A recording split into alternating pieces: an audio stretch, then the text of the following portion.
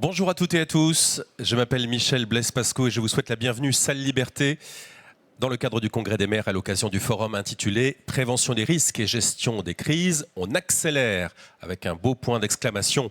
Attentats, inondations meurtrières, tremblements de terre, les communes et intercommunalités sont de plus en plus confrontées à une multitude de risques et de menaces. Quelques chiffres.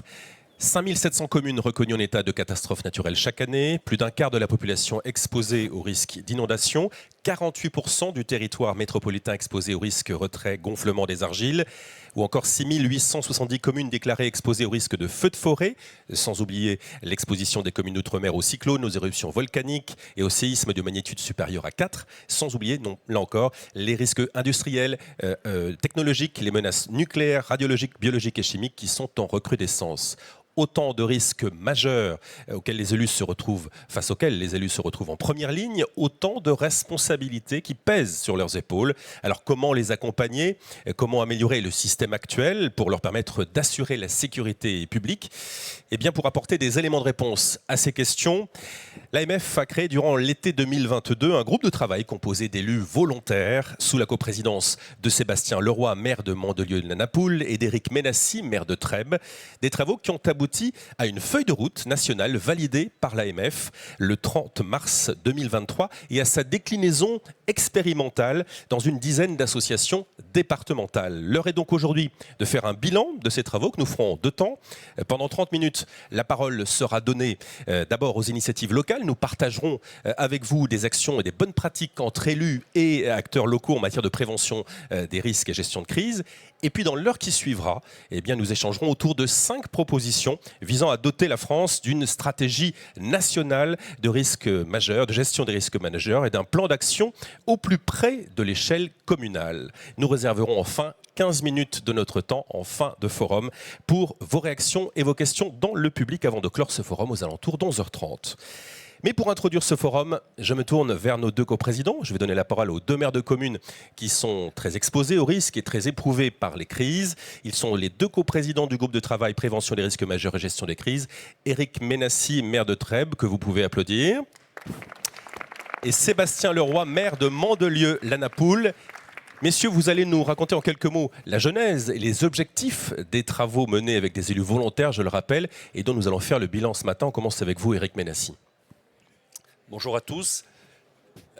Donc Éric Ménassi, je suis le maire de Trèbes, une ville de 6 000 habitants située à côté de Carcassonne, dans le département de l'Aude, en Occitanie. Trèbes a connu en 2018 deux épreuves majeures. La première, au mois de mars, un terrible attentat qui a coûté la vie à 4 personnes, notamment le colonel Arnaud Beltrame.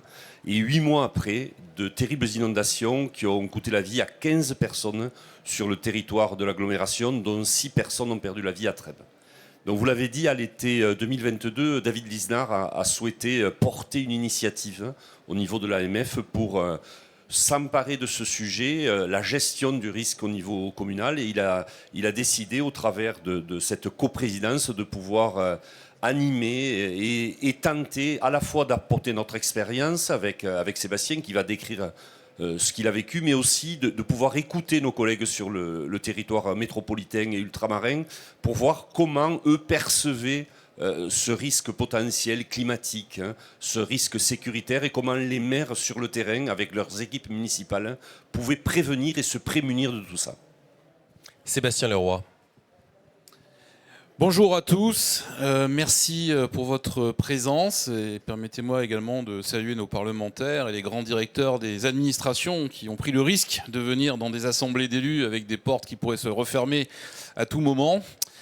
Et je tenais déjà effectivement à vous dire que ce groupe de travail, dans la continuité de ce que disait Éric, il s'est fait sur la volonté de définir quelque part ce qu'était le risque pour un maire, comment le gérer. Et partant d'une expérience qui était la nôtre, c'est-à-dire que des villes qui ont été confrontées à des catastrophes naturelles, dévastatrices, meurtrières, avec bien sûr des attentats, ce qui a été le cas pour Trèbes.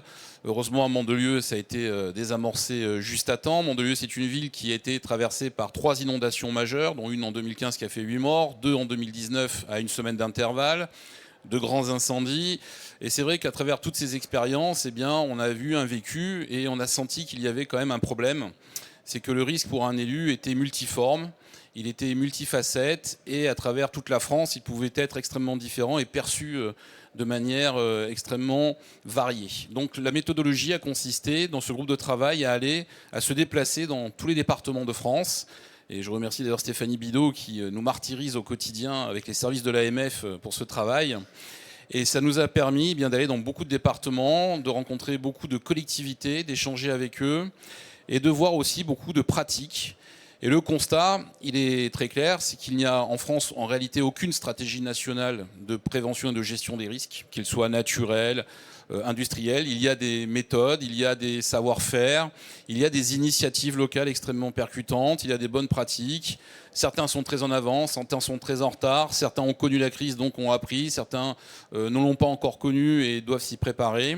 Et ce groupe de travail a eu la volonté un petit peu d'apprendre, de concerter, de sensibiliser et d'arriver un petit peu avec ça à faire des propositions pour qu'on fasse évoluer tout le système et que surtout il y ait un maître mot, je pense, ce soit qu'il devienne opérationnel, ce qui nous fera grand bien. Merci messieurs, merci Sébastien Leroy. Avant d'en venir justement à ces propositions pour changer de paradigme en quelque sorte, on va faire le point sur 3 illustrations d'actions concrètes entre élus et acteurs locaux en matière de prévention des risques majeurs et de gestion des crises. On va commencer par vous, Dominique Peduzzi. Prenez le micro. Alors vous êtes le maire de Fresnes en Moselle depuis 1995 et notamment président de l'association des maires des Vosges. J'aimerais qu'on revienne sur la réunion qui s'est tenue justement dans les Vosges. C'était en janvier 2024 en présence d'Éric Ménassi.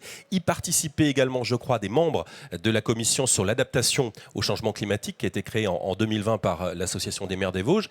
Quelle prise de conscience ça a suscité chez les élus vosgiens? Grande prise de conscience. Alors je suis maire de Fresnes-sur-Moselle dans les Vosges. Ça permettra à nos collègues de retrouver où est la commune puisque vous l'avez pas tout à fait annoncé correctement. Ceci étant, c'est un sujet qui est préoccupant. De toute façon, dans le Code des communes, donc c'est pas de la semaine dernière, le maire et l'équipe municipale au niveau de la sécurité publique, de l'ordre public et de la protection des personnes est quand même une cheville ouvrière. Eric est venu nous rencontrer, alors un jour un peu particulier, c'était une manifestation agricole, les routes étaient bloquées de partout, donc sont venus à la réunion ceux qui pouvaient venir et pour autant on a eu des travaux importants. Eric nous a ouvert les yeux sur à la fois la gestion de crise, l'anticipation de la gestion de crise, mais aussi les conséquences qui suivent une crise, qu'elle soit d'ordre public ou qu'elle soit sur l'adaptation au changement naturel, enfin bon, à l'évolution du climat et des conséquences que ça peut avoir. Et c'est quelque chose d'important d'avoir cette vue globale de toute l'interaction des premières organisations jusqu'à comment ça s'appelle, jusqu'à l'aboutissement de la fin, ce qu'on appelle le retour au bon ordre. Mais Eric vient de le dire, quand il y a des morts, quand il y a des immeubles détruits, etc., jamais on ne revient à comme avant. Ça n'existe pas. Et puis nos concitoyens, qu'ils soient en famille ou en association ou en économie, ils viennent demander des comptes aux collectivités et aux élus. Et donc ça, il faut qu'on en ait conscience.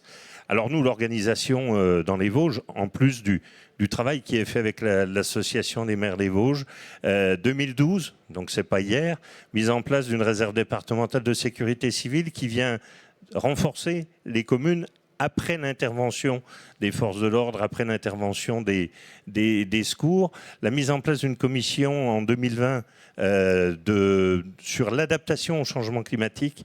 Et puis en 2019, on a contribué à ce que dans le SDACR, qui est signé par le préfet, le schéma d'analyse des risques et de la couverture des risques, pardon. Dans ce SDACR, tout était écrit pour qu'on puisse travailler sur les risques majeurs naturels avant qu'ils n'arrivent. Alors moi, je pensais qu'on aurait 20 ans, et puis ils sont arrivés quelques années après. 2022, le département des Vosges a été très marqué, comme partout ailleurs. Et je dois remercier aussi, il faut aller voir ailleurs. Et moi, en 2018, j'étais descendu dans l'Hérault et dans les Bouches-du-Rhône. Les portes avaient été grandes ouvertes. On nous avait donné des tas de choses pour pouvoir travailler. Il faut qu'on s'interconnecte et c'est pour ça que le travail de l'Association des maires de France est important pouvoir donner du lien entre chacun, parce que même si les doctrines nationales doivent encore être travaillées, le risque il reste local. Et il faut que les acteurs s'en emparent localement. Dominique Ponuzzi, au fond, ce que vous retenez de cette réunion qui a eu lieu avec Éric Ménassi à Fraisse en Moselle, c'est d'avoir une vision plus locale et pas uniquement sur le risque, une vision plus globale et pas uniquement centrée sur le risque naturel, c'est ça? Oui, alors un petit détail, la source de la Moselle part des Vosges. Mais on va y arriver. Alors oui, effectivement, l'idée du travail, c'était de pouvoir donner les impulsions nécessaires à la prise de conscience de chacun. Le secours, il est particulier parce que c'est chacun qui doit se mobiliser individuellement, mais dans l'inscription dans une chaîne collective. Jamais on ne peut faire tout seul quand on est devant une crise, quelle qu'elle soit. Et la force du nombre se dilue avec la force de la crise. On a bien vu l'événement marquant de 99, par exemple. Alors, une chance extraordinaire, hein. Le jour de Noël ou le lendemain de Noël, tout le monde est au lit, les industries sont fermées, les écoles, les services publics, bref, c'est le meilleur moment presque pour qu'il y ait une crise. Mais en temps normal, quand tout le monde est un peu partout et qu'il y arrive une crise sur un territoire tellement vaste que toutes les organisations qui sont mises en place sont débordées, normal. Et donc, comment on se met en place et comment on s'organise et comment chacun a conscience que aide-toi si elle t'aidera. Il faut d'abord être prêt localement pour pouvoir faire face aux crises. Tout ne peut pas venir du supra, de quelque chose d'extraordinaire. Dominique Peduzzi, on aimerait vous entendre aussi dans le cadre de ce forum sur une thématique qui fait l'objet d'une des propositions du groupe de travail de l'AMF. Ce sont les rapports élus-préfets. Vous avez récemment remis un état des lieux à la préfète au sujet de la défense extérieure contre l'incendie. Quel retour d'expérience vous faites des rapports élus-préfets dans les Vosges ? Alors, merci. Ce rapport, alors déjà, il y a un rapport au temps, au-delà des rapports de personnes. L'adaptation au changement climatique, c'est du 15 ans, c'est du 20 ans, c'est du 50 ans. On est dans un marathon, pas dans un sprint. Et pour autant, il faut qu'on marque rapidement un certain nombre d'éléments. Donc, ce qu'on a fait, l'Association des maires des Vosges a interrogé les communes du département pour savoir où elles en étaient dans l'organisation à la fois de la défense extérieure contre l'incendie, de la circulation des moyens de lutte contre les feux de forêt et de leur préoccupation générale sur l'organisation de la lutte contre les risques et la mise en place d'un certain nombre de choses. Cet inventaire, il a permis de voir que les problèmes n'étaient pas que financiers. C'est beaucoup de problèmes d'ingénierie, de savoir, de connaissance, d'inventaire, de poser les éléments pour pouvoir les analyser et après faire des plans de bataille. Ça va aussi sur le plan communal de sauvegarde, etc. Donc on avait une vue globale et on a déposé donc ce travail dans les mains de Madame la préfète pour pouvoir se dire dans les 5 ans qui viennent comment on s'organise. Parce que ça va au-delà des mandats, ça va au-delà des personnes. Et donc il faut, sur un plan assez long, dérouler des choses étape par étape. Et surtout, dans un moment où financièrement on est tous tendus, il faut qu'on arrive dans nos actions locales d'entretien de voirie, de mise en place de travaux, etc., d'intégrer les éléments de sécurité qui manquent pour pouvoir les faire à ce moment-là et avoir des dépenses qui sont très minimes par rapport à des engagements de travaux ou d'une mise en place de moyens spécifiquement pour répondre à cette question-là. Ce sont les enjeux qu'il faut. Il faut se donner à la fois de la profondeur. On est en urgence, mais il faut qu'on agisse dans le calme, dans le bon ordre, et puis aussi pour les générations qui viennent. Merci Dominique Peduzzi. On peut vous applaudir pour cette première prise de parole. Première illustration très concrète. Passez le micro à votre voisine, justement. Aurélie Texera, vous êtes maire de l'Istrac Médoc. Avec vous, on va voir une autre illustration d'une autre initiative qui fonctionne localement. C'est la relation maire-sapeur-pompier. Une réunion s'est tenue en Gironde, justement, avec Éric Ménassi et Sébastien Leroy. Vous, est-ce que vous vous sentez suffisamment armé par rapport à ces sujets de prévention des risques et de gestion de crise ? Alors, bonjour à tous. Je pense qu'on n'est jamais assez armé pour se défendre. Par contre, je suis certaine qu'il faut qu'on s'entraîne et qu'on se prépare.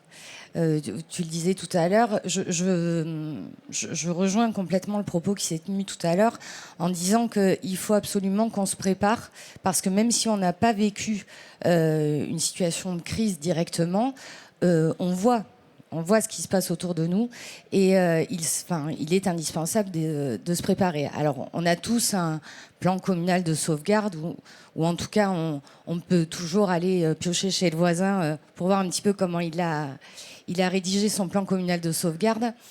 Néanmoins, quand on le regarde et qu'on nous parle de DOS, de COS, de saisir la DFCI, et alors moi qui suis nouvelle élue, je vous avoue que C'est au tout début des acronymes. Oui, c'était extrêmement compliqué. J'ai été complètement perdue en fait. Quand j'ai pris le document, je me suis dit mais comment on peut arriver à coordonner des choses quand on ne comprend pas ce qui est écrit dedans. C'est exactement ça. Donc cette formation avec l'AMG et avec le SDIS a été extrêmement utile pour moi, non seulement pour un petit peu comprendre où je me situais en tant que maire, et donc directeur des opérations de secours, c'est pas rien, et surtout comprendre comment on fait et avec qui on travaille et qui doit faire quoi. Et le qui doit faire quoi, il est extrêmement important pour plusieurs raisons. D'abord, pour bien coordonner, il faut savoir à qui s'adresser. Nous, on est là pour faire de la sauvegarde. On n'est pas là pour faire du secours. Le plan communal de sauvegarde, il porte bien son nom. On n'est pas là pour intervenir et se mettre en danger ou mettre des administrés en danger, etc. On est là pour sauvegarder. Et ça, c'est extrêmement important de le dire, parce qu'on a tendance à vouloir être toujours sur le terrain, parce qu'en tant que maire, on est sur le terrain. Donc ça c'est quelque chose qui nous a été inculqué aussi pendant la formation, et j'ai trouvé que c'était intéressant de le livrer aujourd'hui. Et puis, je dirais que lors de cette formation, ce qui était extrêmement intéressant, c'est qu'on a eu sur la journée une partie un petit peu théorie le matin, où on nous a expliqué ce que je viens de vous dire, donc qu'il fallait pas tout mélanger, sauvegarde, etc. Et puis l'après-midi, on nous a mis en situation pratique. Et là, on se dit que quand même, alors on n'est pas confronté à ce genre de crise, mais c'est un peu le tsunami. C'est-à-dire qu'on a, vraiment, quand on est dans la situation et qu'on nous met en situation, c'est là où on se rend compte que on est obligé d'être organisé, on est obligé de savoir quelle est notre responsabilité, quel est notre rôle, et on est obligé de savoir déléguer et de le faire correctement. Il ne faut pas partir dans tous les sens, c'est quelque chose d'extrêmement organisé. Donc voilà, moi j'ai été ravie de suivre cette formation. Je n'ai pas encore été, Dieu merci, confrontée à une crise extrême, mais j'ai des collègues et voisins du territoire qui ont été malheureusement confrontés à des feux de forêt, et on a essayé d'aider comme on a pu, mais c'est quelque chose de... Je pense que tant qu'on ne le vit pas en réel, on ne s'imagine pas comme c'est compliqué de tenir sa place et d'arriver à donner les bonnes informations aux bonnes personnes et de pouvoir avancer comme ça. Donc cette session organisée par le SDIS 33 pour sensibiliser les élus locaux à la gestion de crise, et à laquelle vous avez participé, vous en retenez quoi d'essentiel pour finir, pour conclure ? Beaucoup de choses. On retient beaucoup de choses, parce que quand on est face, la pratique a été vraiment quelque chose qui nous a enseigné. Oui, ça a été extrêmement important, qui nous a enseigné beaucoup de choses. Et c'est vraiment de se dire que on est le directeur des opérations de secours, mais pour autant, on est le lien entre beaucoup d'interlocuteurs.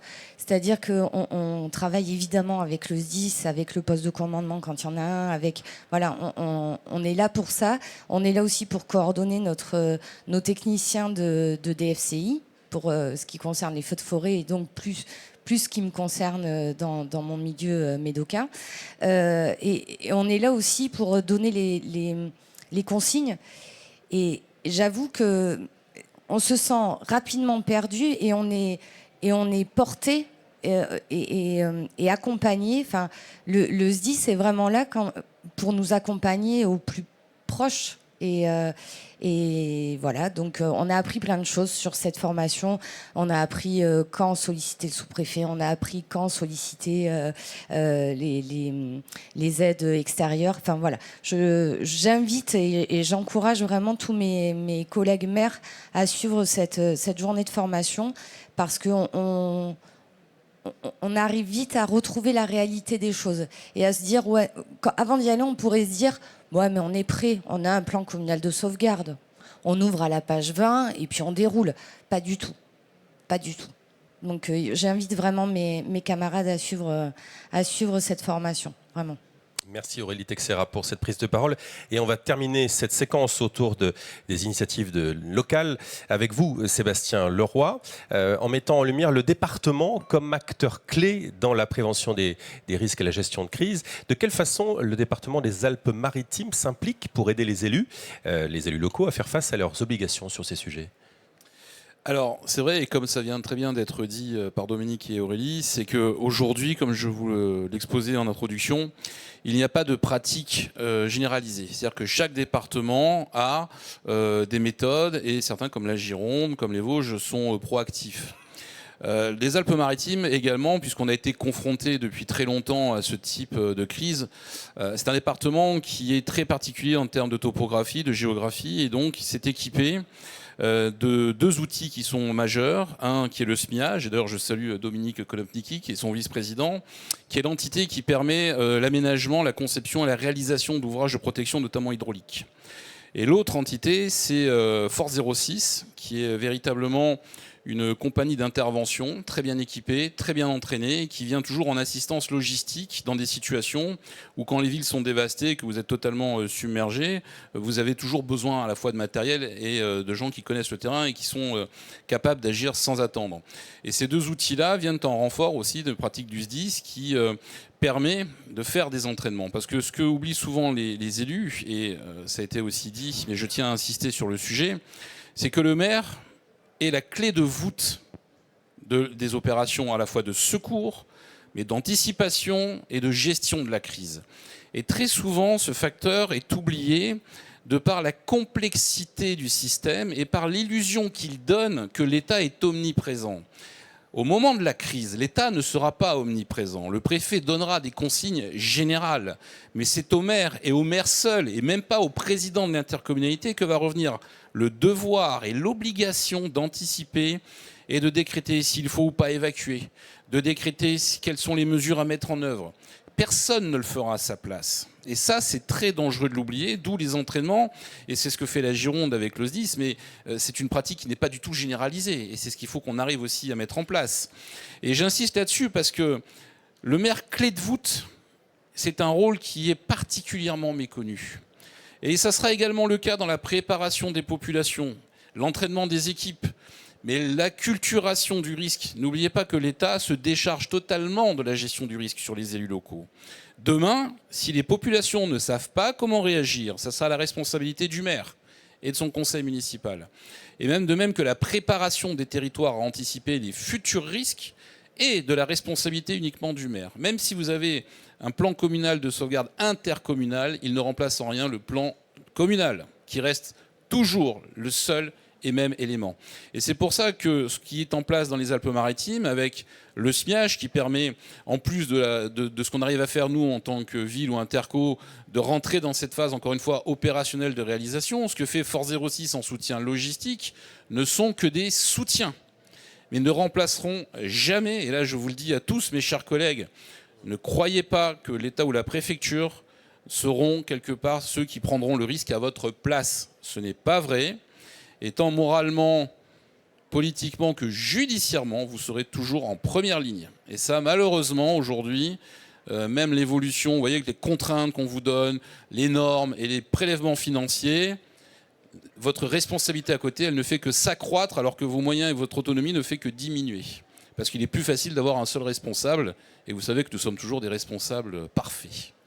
Sébastien Leroy, vous parlez du risque naturel, il y a aussi le risque cyber, et là le département aussi s'est doté d'un outil avec le CIADEM? Oui, exactement. Alors c'est vrai que c'est un risque dont on ne parle pas assez parce que quand on parle de risque, notamment avec l'actualité récente, on est toujours sur le risque naturel. Il est bien sûr industriel, il est humain, terroriste, sécuritaire, mais il est maintenant cyber. Et là-dessus, on voit une explosion très importante des attaques.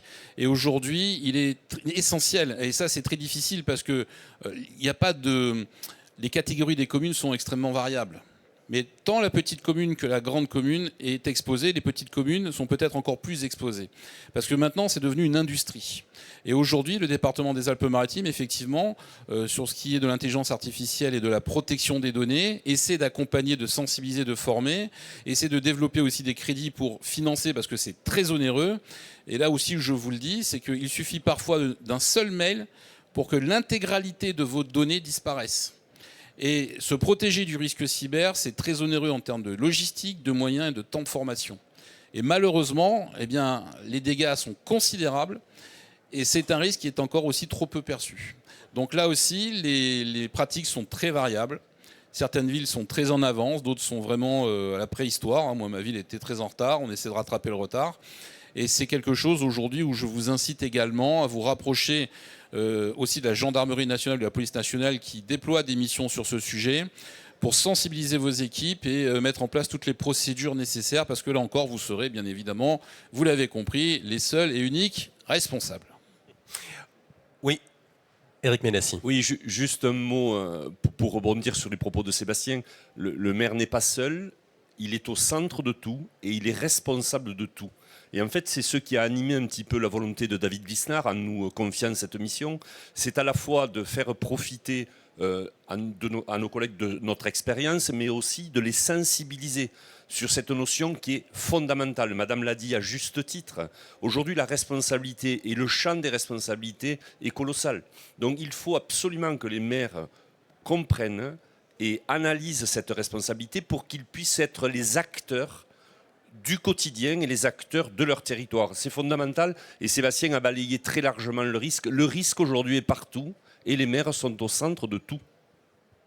Messieurs, pour refermer cette séquence sur les initiatives locales, on a des représentants autour de la table des Vosges et de Gironde. Quelques mots peut-être sur les réunions qui ont eu lieu en Ardèche, mais aussi dans le Calvados, dans l'Eure-et-Loir et dans la Marne, qu'on n'oublie pas. Alors effectivement, donc ce sont des réunions qui ont été extrêmement intéressantes et proactives parce que là encore, les territoires étant extrêmement divers, il y a beaucoup de choses qu'on peut apprendre. Vous voyez, par exemple, je pense à l'Ardèche et notamment à Olivier Pervéry que je salue parce que lui a connu le séisme. Et le séisme aujourd'hui en France est une expérience qui est quelque part présente partout, mais de manière tacite. Or, quand vous y êtes confronté directement, je peux vous dire que la gestion d'un séisme, c'est très différent de tout ce qu'on peut imaginer. Et ça rejoint ce que expliquait Aurélie, c'est qu'on n'est jamais véritablement préparé. Et donc toutes ces réunions que nous avons menées dans tous ces départements, la Gironde très en avance, très aussi proactive sur le risque incendie au niveau départemental, tous ces territoires qui ont été confrontés à des crises qui quelque part ils n'imaginaient pas encore possibles. Et moi ce que je peux aussi vous dire, c'est que ce qui est très important, et c'est ce qu'a voulu mettre en place David Lisnard, c'est que nous n'avons encore rien vu de ce qui va arriver. Au niveau naturel, toutes les villes qui ont été frappées vont l'être de manière beaucoup plus puissante. Tous ceux qui ne l'ont pas été le seront. Même si vous n'imaginez pas que votre ville puisse être inondable, vous pourrez avoir une cellule qui devient orageuse stationnaire et vous aurez un ruissellement en centre-ville avec 1 mètre d'eau, là où il n'y a jamais eu d'eau. Vous aurez des incendies dans des territoires qui n'ont jamais été considérés comme potentiellement inflammables. Le séisme, les attaques cyberterroristes, etc., bien sûr le terrorisme est omniprésent, nous l'avons tous vu. Et c'est à travers toutes ces réunions, tous ces apprentissages, toutes ces sensibilités quelque part qui viennent exprimer des vécus que nous avons tiré aussi des leçons, mais qui restent des principes généraux, parce que toutes les villes, comme je vous le disais, sont très différentes.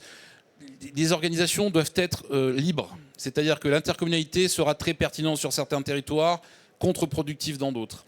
Il y aura des SDIS qui doivent aussi s'harmoniser, et là ça sera la mission régalienne de l'État, très importante, de donner des consignes générales pour que le maire ait une boîte à outils qui lui permette à la fois d'être conscient du risque, mais aussi le mieux préparé possible à quelque part l'imprévisible. Merci Sébastien Leroy. Merci pour vos témoignages, vos contributions. Je parle à mes élus. On s'aperçoit à travers vos propos qu'il n'y a pas un modèle unique en matière de prévention des risques et de gestion de crise, mais des collaborations, on l'a vu, des partenariats qui se créent en fonction des forces en présence localement, préfectures, SDIS ou départements. Alors, fort de ces initiatives positives localement, on va voir maintenant comment améliorer un petit peu le système actuel et accompagner les maires pour leur permettre d'assurer la sécurité publique. Jusqu'à 11h15, nous allons faire réagir nos prochains invités, qu'ils soient parlementaires ou directeurs généraux des ministères de la Transition écologique et de l'Intérieur, sur une série de propositions, 5 propositions exactement, qui sont autant de pistes d'amélioration avant, pendant et après l'exposition à risque majeur. Et à l'issue de cet échange, bien sûr, je vous donnerai la parole, cher public, dans la salle pendant une quinzaine de minutes pour enrichir la discussion à l'aide de vos témoignages et de vos questions. Pour participer à notre deuxième partie du forum, aux côtés de Sébastien Leroy et Éric Ménassi, je vous présente nos 4 invités suivants, avec pour commencer 2 parlementaires mobilisés sur les sujets. Pascal Gaud. Tout d'abord, vous êtes député de Gironde. Vous avez notamment rédigé en 2016 un rapport sur l'adaptation des territoires littoraux au changement climatique, rapport destiné à l'Assemblée nationale. Prenez le micro, hein, Madame Gaud, si vous avez une petite précision à faire. J'ai dit une proposition de loi. Proposition de loi, très bien. Et dans votre mandat de conseillère départementale en Gironde, vous vous êtes très impliquée dans la prévention des risques et l'accompagnement des élus locaux. À vos côtés, Christine Lavarde, vous êtes sénatrice des Hauts-de-Seine et vous avez récemment porté une proposition de loi, là encore, sur l'avenir du régime d'indemnisation et des catastrophes naturelles. C'est un texte qui a été adopté à l'unanimité, il faut le souligner, en première lecture au Sénat et qui devrait prochainement être mis à l'ordre du jour de l'Assemblée nationale et qui est soumis au gouvernement. Cédric Bourrier, vous êtes directeur général de la prévention des risques au ministère de la Transition écologique. Et à vos côtés, nous saluons Julien Marion, directeur général de la gestion de crise et de la sécurité civile au ministère de l'Intérieur. On va donc dérouler nos 5 propositions. Commençons par la première. Et elle concerne la création d'un secrétariat d'État ou ministère aux risques majeurs, ainsi que l'adoption d'une stratégie nationale de gestion des risques majeurs. Sébastien Leroy, prenez le micro. Je vous laisse le soin de nous présenter cette première proposition. Alors cette proposition, elle résulte quelque part de ce qu'on a appris sur le terrain, du constat qui en est fait, c'est que, comme je vous le disais, il n'existe pas en France aujourd'hui de stratégie nationale de la gestion des risques. Il en résulte 2 éléments qui sont lourds de conséquences. Le premier, c'est qu'il y a une complexité énorme de la réglementation et des lois qui deviennent contradictoires et qui placent bien souvent le maire dans une situation, 1, de paralysie et 2, d'inefficacité. Et ça, c'est quelque chose qui s'accentue. Avec, on le voit actuellement, des prélèvements financiers qui deviennent confiscatoires et donc qui, quelque part, en plus de vous empêcher d'agir, font que même si vous aviez des autorisations de travaux, bientôt vous ne pourriez plus les financer. Et le deuxième effet qui est particulièrement dévastateur, c'est que cette absence de stratégie nationale et d'harmonisation de la réglementation donne une illusion d'impuissance à travers toute la chaîne. Et cette chaîne de commandement, elle part du plus haut niveau de l'État jusqu'à l'élu local qui reste encore une fois l'aménageur, le protecteur et quelque part le serviteur de son territoire. Cette situation ne pourra pas être réglée avec ce que je qualifierais, vous m'en excuserez, de bricolage ponctuel ou d'évolution à court terme. Il faut une stratégie profonde, il faut une refondation de la totalité du système. Et pour harmoniser des politiques qui sont parfois totalement opposées entre différents ministères, je vous en citerai 2, le ministère de la Transition écologique et le ministère du Logement, qui vous demandent exactement l'inverse, avec des lois comme la loi ZAN qui s'oppose frontalement à la loi SRU qui ne tient aucun compte de l'exposition au risque naturel, la loi ZAN qui en arrive à paralyser même des villes qui sont soumises à l'effondrement du trait de côte mais qui ne peuvent pas même se redéployer, les DOM-TOM, et on discutait hier avec la maire de la Réunion qui effectivement elle aussi se retrouve bloquée par la loi ZAN alors que sa ville est en train de sombrer dans l'océan Indien. Tout ça ne peut pas durer. Donc le seul moyen d'y arriver, c'est de constituer une entité coordinatrice au plus haut sommet de l'État, qui pourrait être le ministère de la gestion des risques et de la prévention des risques majeurs, ou à minima d'un secrétaire d'État, mais je pense que le ministère s'imposerait, pour que directement avec le Premier ministre, il puisse y avoir une coordination stratégique qui s'impose à tous et qui nous sorte de cette situation, parce que malheureusement, la nature et les risques humains évoluent beaucoup plus vite que nous, et la situation, à l'heure où on se parle, devient plus grave chaque heure, et notre incapacité à agir ne fait qu'empirer avec tous les errements auxquels on assiste actuellement. Et ça ne peut pas non plus continuer, parce qu'on parle quand même non seulement de risques, mais on parle surtout de vie humaine. Et aujourd'hui, je suis désolé de vous le dire, mais c'est un constat, la vie humaine ne prévaut en rien sur les complexités normatives, et ça, ce n'est pas acceptable. Merci Sébastien Leroy pour ses propos et ses éléments de cadrage. Alors je me tourne vers nos deux parlementaires. Christine Lavarde, prenez le micro. Quelle réaction, quel rebond faire sur cette première proposition ? Bonjour. Effectivement, abonder dans le sens du constat et juste sous forme d'anecdote. Donc effectivement, ma proposition de loi a été adoptée il y a un petit mois et elle a quand même donné lieu à 2 ou 3 réunions interministérielles. Et quand on m'a dit, mais on n'imaginait pas qu'il y avait autant de services qui travaillaient sur cette question, ça a nécessité de mobiliser un nombre de personnes dans l'administration conséquent, ce qui normalement n'est pas forcément le cas pour une PPL. Et parce qu'effectivement, si on fait la chaîne de l'amont jusqu'à l'aval, à partir du moment où une commune subit un aléa climatique, on va devoir mobiliser la commission qui va décider ou pas si elle relève du régime des catastrophes naturelles. Donc là, c'est ministère de l'Intérieur qui mobilise après d'autres services de l'État, notamment les services de Météo France et autres, pour disposer des éléments météorologiques pour justifier ou pas du caractère de la catastrophe naturelle. Ensuite, on va passer du côté de l'indemnisation. Donc là, c'est ministère de l'économie pour la partie assurance, réassurance, fonctionnement du régime des catastrophes naturelles. Puis ensuite, on va passer dans la partie réparation ou prévention. Et c'est là qu'intervient le ministère de l'écologie dans sa partie direction de la prévention des risques, avec notamment la mobilisation du fonds Barnier, mais aussi le ministère du logement, notamment si on pense au retrait-gonflement des argiles, qui nécessite de venir prendre des dispositions pour renforcer les fondations. Et donc là, une fois qu'on a mis tous ces acteurs ensemble, avec en plus parfois des logiques qui ne sont pas forcément convergentes, notamment quand on prend en compte les coûts financiers de ces dispositifs. Et donc là, c'est là où on voit que la coordination est très importante. Et on a déjà légiféré plusieurs fois sur ce sujet, dans des espaces-temps assez courts, puisqu'il y a eu finalement la PPL Baudu, qui a été promulguée à la fin de l'année 2021 et là qui traitait de la question de la reconnaissance du caractère de catastrophe naturelle. Et aujourd'hui, l'ensemble des textes d'application ne sont pas encore effectifs. Notamment, on devait instaurer cette commission nationale qui n'a toujours pas vu le jour parce que on n'arrive pas encore à trouver toutes les bonnes personnes à mettre dans cette commission nationale. Et puis là, avec cette nouvelle PPL, en fait, on s'intéresse plus à la question du financement et de la prévention pour essayer de diminuer les coûts de sinistralité pour le futur. Pascal Gaud, quelle lecture faites-vous de cette première proposition ? Alors, d'abord, je suis à la fois satisfaite et agacée. Satisfaite qu'on ait ces temps d'échange au Salon des maires, parce que comme vous l'avez dit, les élus sont au centre de l'action. Agacée parce que c'est vrai qu'on n'a aucune stratégie nationale en France, contrairement à d'autres pays, même européens, et qu'on se casse le nez sur tout un tas d'embrigolos administratifs, et on en reparlera des problèmes financiers.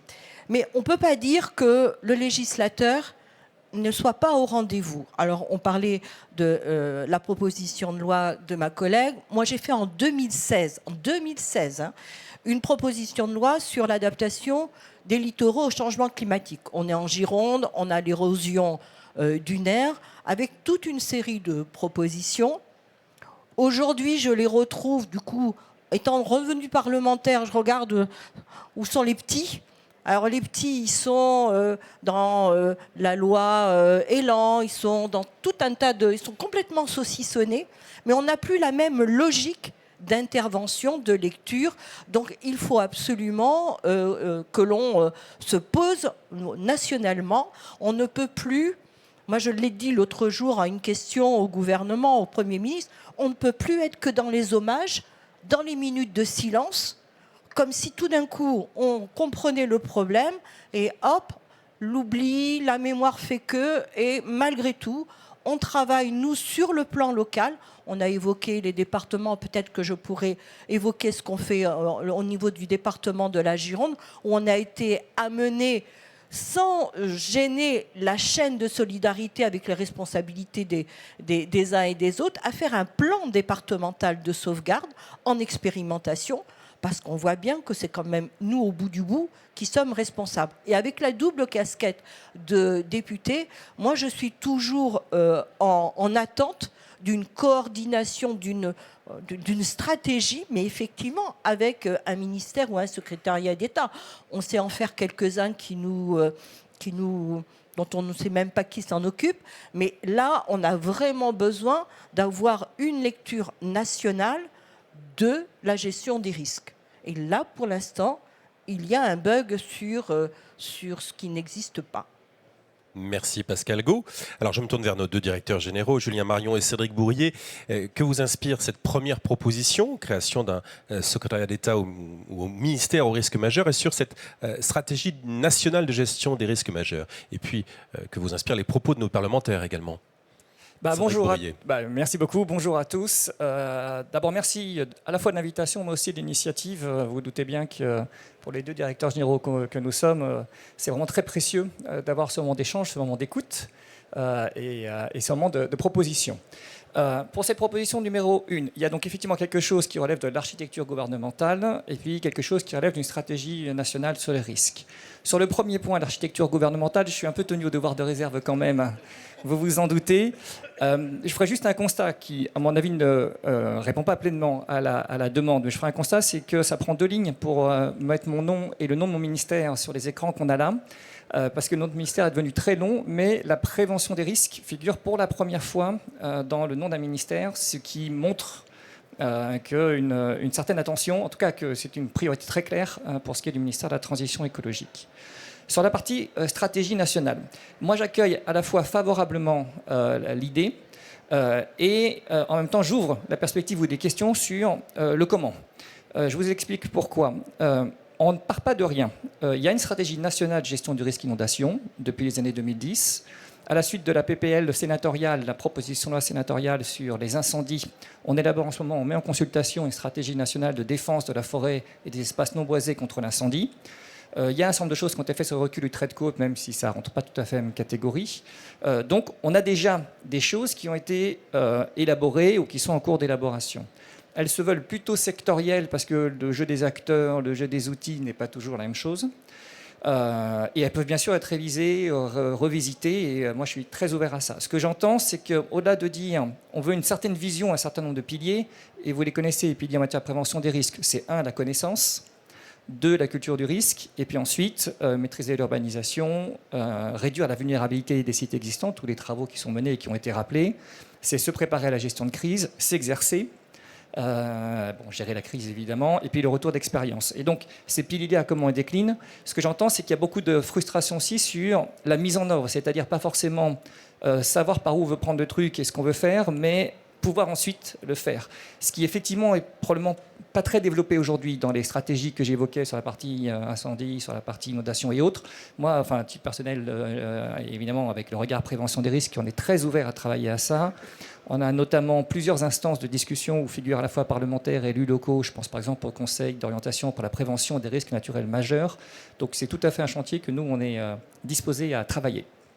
Julien Marion, donc il y a une stratégie nationale qui commence à être élaborée et dont la démarche peut être amendée pour aller dans le sens de cette première proposition ?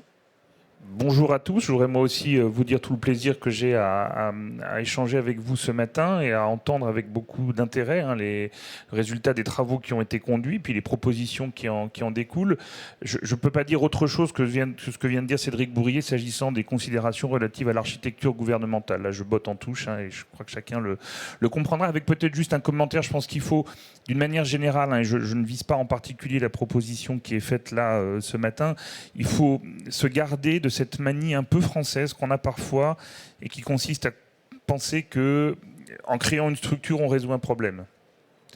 Moi, je pense que l'idée, c'est plutôt d'essayer de réduire les structures pour gagner en efficacité plutôt que de créer des structures nouvelles. Mais une fois qu'on a dit ça, et pour en revenir à la question de la stratégie globale, la stratégie nationale, ça a été dit par un intervenant tout à l'heure, quand on parle de crise, il y a l'avant, le pendant et l'après. Il se trouve que la Direction générale de la sécurité civile et de la gestion des crises est plutôt responsable du pendant.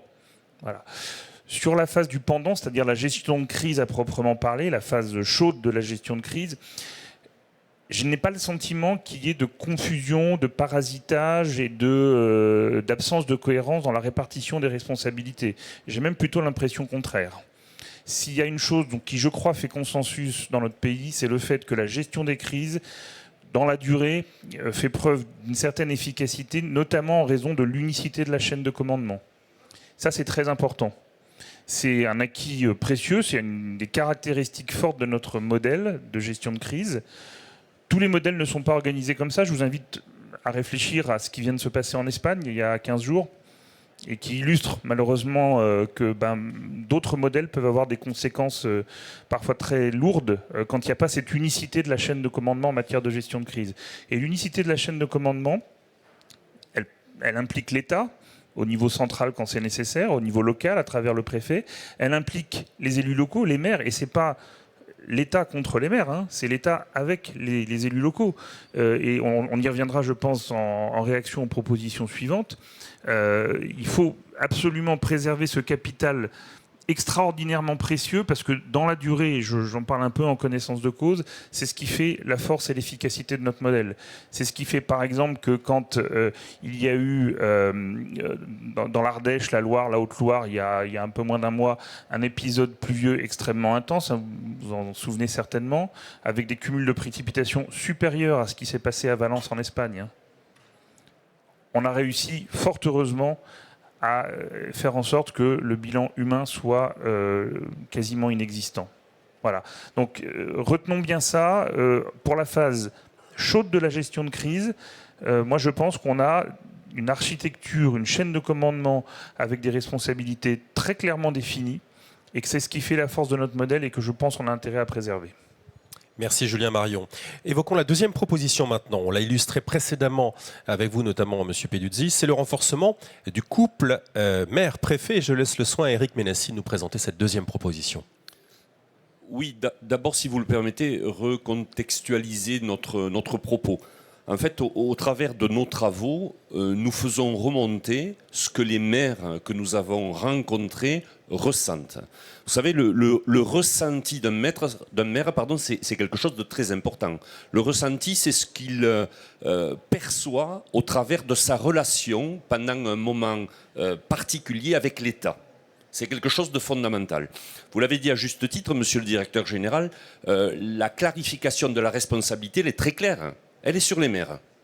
Donc c'est extrêmement clair. Lorsqu'il se passe quelque chose, c'est le maire qui est responsable. Donc notre propos avec Sébastien, c'est de pouvoir, dans une réalité et un constat partagé, Madame la sénatrice, vous l'avez dit, d'améliorer une situation. Et comment pouvons-nous, au travers de nos travaux et au travers de nos propositions, améliorer le quotidien de nos collègues maires. Donc la proposition, c'est le renforcement de la relation avec le préfet. Nous savons tous combien il est primordial, lorsqu'on est maire, d'avoir une relation, on va dire, fusionnelle avec son préfet, pour des tas de raisons. C'est le cas, évidemment, mais ça doit être encore plus important parce que nous nous rendons compte que dans les territoires que nous rencontrons, à la fois, la prise de conscience n'est pas forcément acquise pour l'ensemble de nos collègues. Ça a été dit à juste titre par Sébastien tout à l'heure. Aujourd'hui, certains territoires sont convaincus que, de par leur localisation, le risque doit être minimisé chez eux. Non, en fait, non. Le risque, il n'est pas minimisé. Il va être accentué sur certains territoires et développé sur d'autres. Donc, le rôle avec le préfet, il est essentiel. Comment parfaire cette relation ? Écoutez, les associations départementales jouent un rôle essentiel. Essentiel, on se rend compte au travers de nos différents travaux que le maillage de l'AMF sur le territoire est fort. Un maillage qui permet à l'ensemble de nos départements de pouvoir toucher l'intégralité des maires. J'ai envie de rebondir, je le disais à mes collègues maires du département de l'Aude hier soir. Vous savez, on a toujours... en conclusion de nos propos, des citations. Alors moi, je vais reprendre la citation du président de l'AMF qui, je pense, était extrêmement pertinente. Lorsqu'il a évoqué les maires, nous sommes de droite, nous sommes de gauche, nous sommes du centre, nous sommes de la montagne, nous sommes de la campagne, nous sommes de la mer, nous sommes les maires de France et nous sommes au service des territoires. Cette réalité, elle est importante. Elle est importante parce que, au travers de ces travaux, il faut absolument que vous perceviez que nous ne sommes pas dans la dénonciation d'une réalité. Nous sommes dans la validation d'un constat qui doit être amélioré. Ce constat doit être amélioré parce que le monde change, parce que le climat change et que les injonctions paradoxales que citait tout à l'heure Sébastien, c'est une réalité sur le terrain. Nous ne pouvons plus être confrontés à ces injonctions qui nous paralysent au niveau de l'action. Et puis je terminerai par l'essentiel. Pour faire, il faut avoir les moyens. Et systématiquement, nos concitoyens se retournent non pas vers les parlementaires, non pas vers les présidents, ils se retournent vers les maires.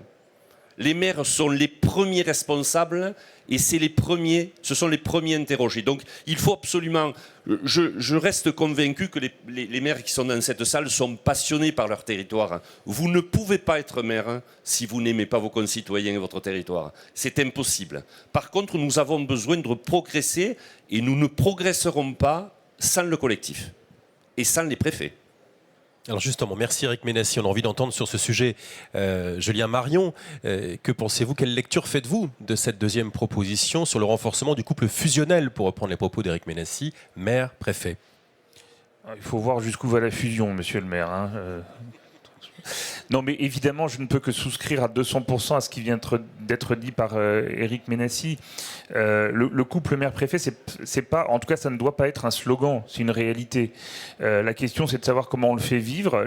Une fois encore, les responsabilités de chacun sont bien définies. Je ne crois pas qu'il y ait vraiment d'ambiguïté, en réalité, sur le rôle de chacun dans le couple. Mais il faut que le couple vive. Et pour qu'un couple vive, il faut se connaître, il faut se voir, il faut s'apprivoiser aussi. Et je crois qu'on n'en fera jamais trop au niveau local.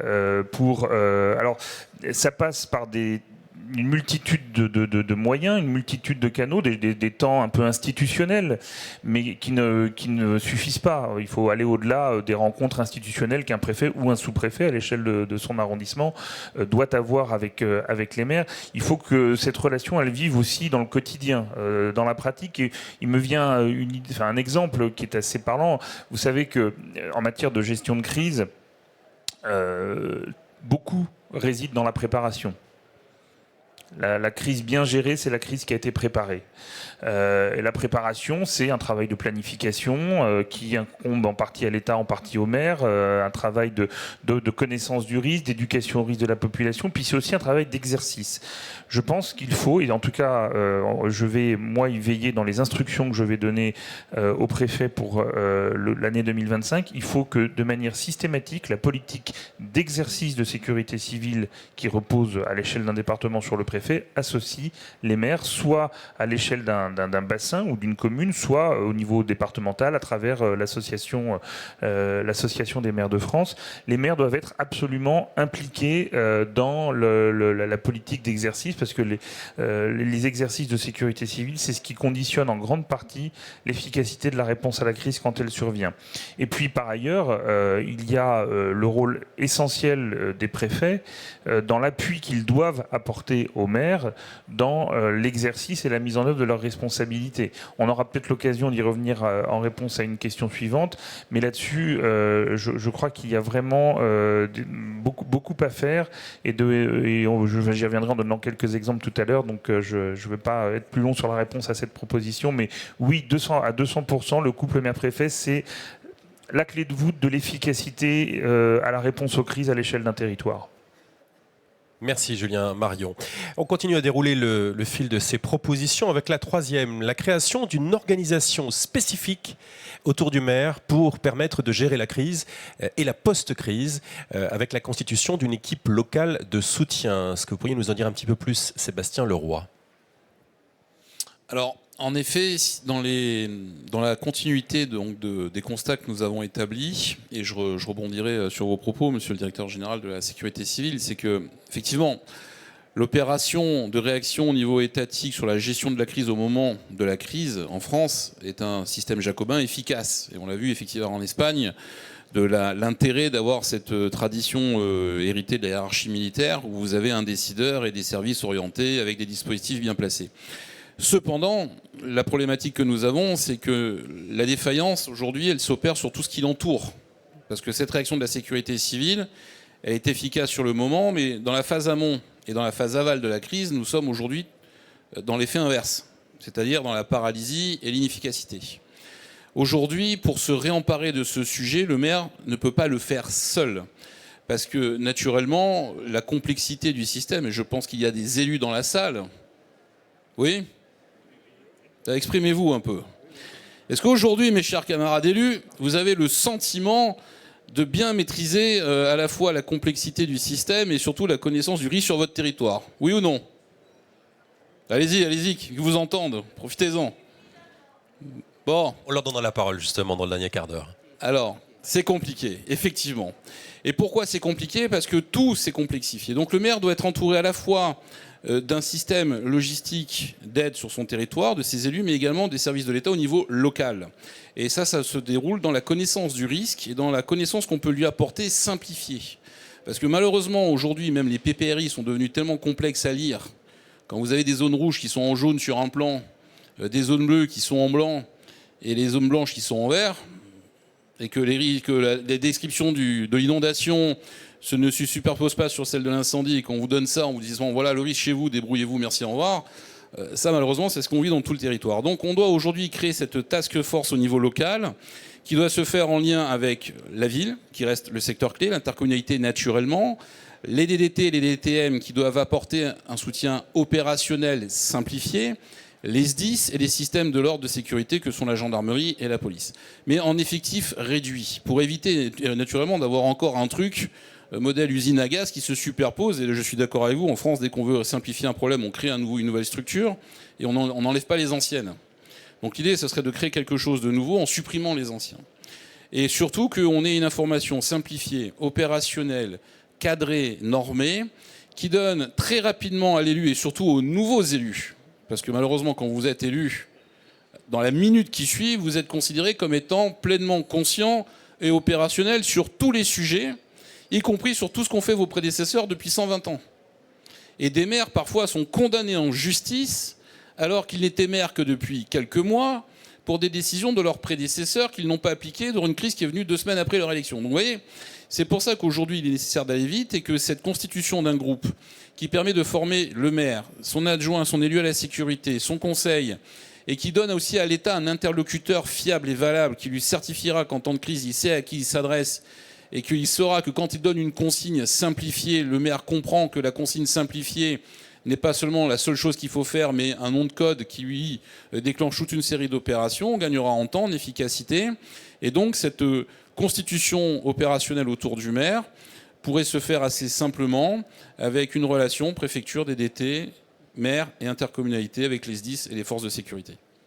Donc, si je comprends bien, Sébastien Leroy, constitution d'une équipe de référence, composée des différents acteurs locaux que vous avez cités, et en parallèle une cellule de crise délocalisable ? Alors la cellule de crise, elle doit être adaptée au territoire. C'est-à-dire que votre cellule de crise, elle dépendra de la taille de la ville. Il y a des territoires, pour être tout à fait honnête, comme je vous le disais, si vous gérez au niveau de l'intercommunalité, parce que vous avez beaucoup de petites villes qui n'ont pas des moyens logistiques, c'est plus efficace. Si vous avez beaucoup de grandes villes, vous serez plus efficace au niveau de la ville. Donc ça, il faut s'adapter, il faut de la souplesse. Et ce qu'il faut aussi combattre, c'est cette volonté de faire des systèmes monolithiques qui s'adaptent de la même manière sans tenir compte des spécificités de chaque territoire. Donc il faut donner une boîte à outils simplifiée, mais avec un engagement de l'État et du territoire. Mais il faut que l'État aussi ait cette démarche, parce qu'aujourd'hui c'est trop compliqué et c'est trop variable d'une préfecture à l'autre. Les pratiques aujourd'hui ne dépendent pas uniquement du territoire, mais dépendent des équipes en place. C'est-à-dire que vous avez des préfets proactifs, d'autres qui ne le sont pas. Vous avez des maires proactifs, d'autres qui ne le sont pas. Et résultat, aujourd'hui, eh bien, vous avez un système qui est une mosaïque complètement inorganisée et qui a des effets soit très positifs, soit très négatifs. Merci Sébastien Leroy. Oui, monsieur Pelluti. Pour incarner les choses, quand on est en opération de secours, le moment chaud que vous appelez, alors pour le maire, le moment chaud, c'est 3 mois, 6 mois, etc. Quand on est dans la gestion de crise, tant que l'État a des moyens engagés, police, gendarmerie, sapeurs-pompiers, protection civile, etc., ça marche. Quand il faut aller réquisitionner un engin pour aller déblayer quelque chose, un camion pour évacuer quelque chose, se pose déjà la question de qui fait la réquisition. Si c'est l'État qui paye, donc le préfet, enfin, avec l'argent public. Si c'est le maire, c'est la commune. Eh bien là, il y a des discussions en pleine gestion de crise pour savoir qui va devoir faire? Et tout à l'heure, on parlait des moyens. En gestion de crise, les moyens sont aussi les moyens financiers qu'on devra payer. Quand on demande à quelqu'un de venir, il faut qu'on le paye. Donc là, il y a déjà, au cœur du show, il y a déjà des problèmes. Et puis, le préfet ou la préfète a une partie opérationnelle. Quand on n'est pas dans l'opération, quand on est dans la préparation, les préfets nous disent « Madame, Monsieur le maire, c'est à vous de faire ». On n'est pas dans l'opérationnel. Ces deux endroits de rupture sont importants pour la préparation et la gestion de la crise. Et donc voilà, c'est des petits détails. Pascal Gauche, vous avez réagir. Oui, moi je suis entièrement d'accord avec ce qui vient d'être dit. Comme je suis d'accord avec pendant la crise, franchement, le système de sécurité fonctionne bien, faut le dire. Mais effectivement, je vais reprendre ce qui a été dit, avant et après, là il y a de la déperdition. Et notamment, on ne retrouve peut-être pas le couple maire-préfet dans l'acculturation au risque, avec des moyens, parce qu'on peut toujours se le dire, ça, et le binôme, le couple va plutôt bien dans l'ensemble. Mais il lui faut des enfants pour vivre un peu plus heureux. Et les enfants, on le trouve souvent avec des organismes. Je vais remettre le département en scène. Par exemple, nous, en Gironde, on a le département a créé un jeu avec une école d'ingénieurs, une école des mines qui s'appelle City in Crise. Et donc, on le fait circuler au niveau des maires et au niveau même des collégiens et lycéens. Avec tout le respect que je dois. Mais je vais regarder Aurélie. Si je mets Aurélie en situation avec ce jeu City in Crise, franchement, elle ne va pas avoir 20 sur 20, hein, mais elle va avoir plein d'émotions. Parce qu'elle va se rendre compte que c'est le bazar, elle ne va pas savoir exactement quoi faire. Donc ce jeu-là, pour nous, on le fait circuler parce qu'il interpelle. Il interpelle beaucoup, et il y a même des maires qui nous disent oh, « ce n'était pas la peine de nous montrer qu'on est aussi mal préparé que ça ».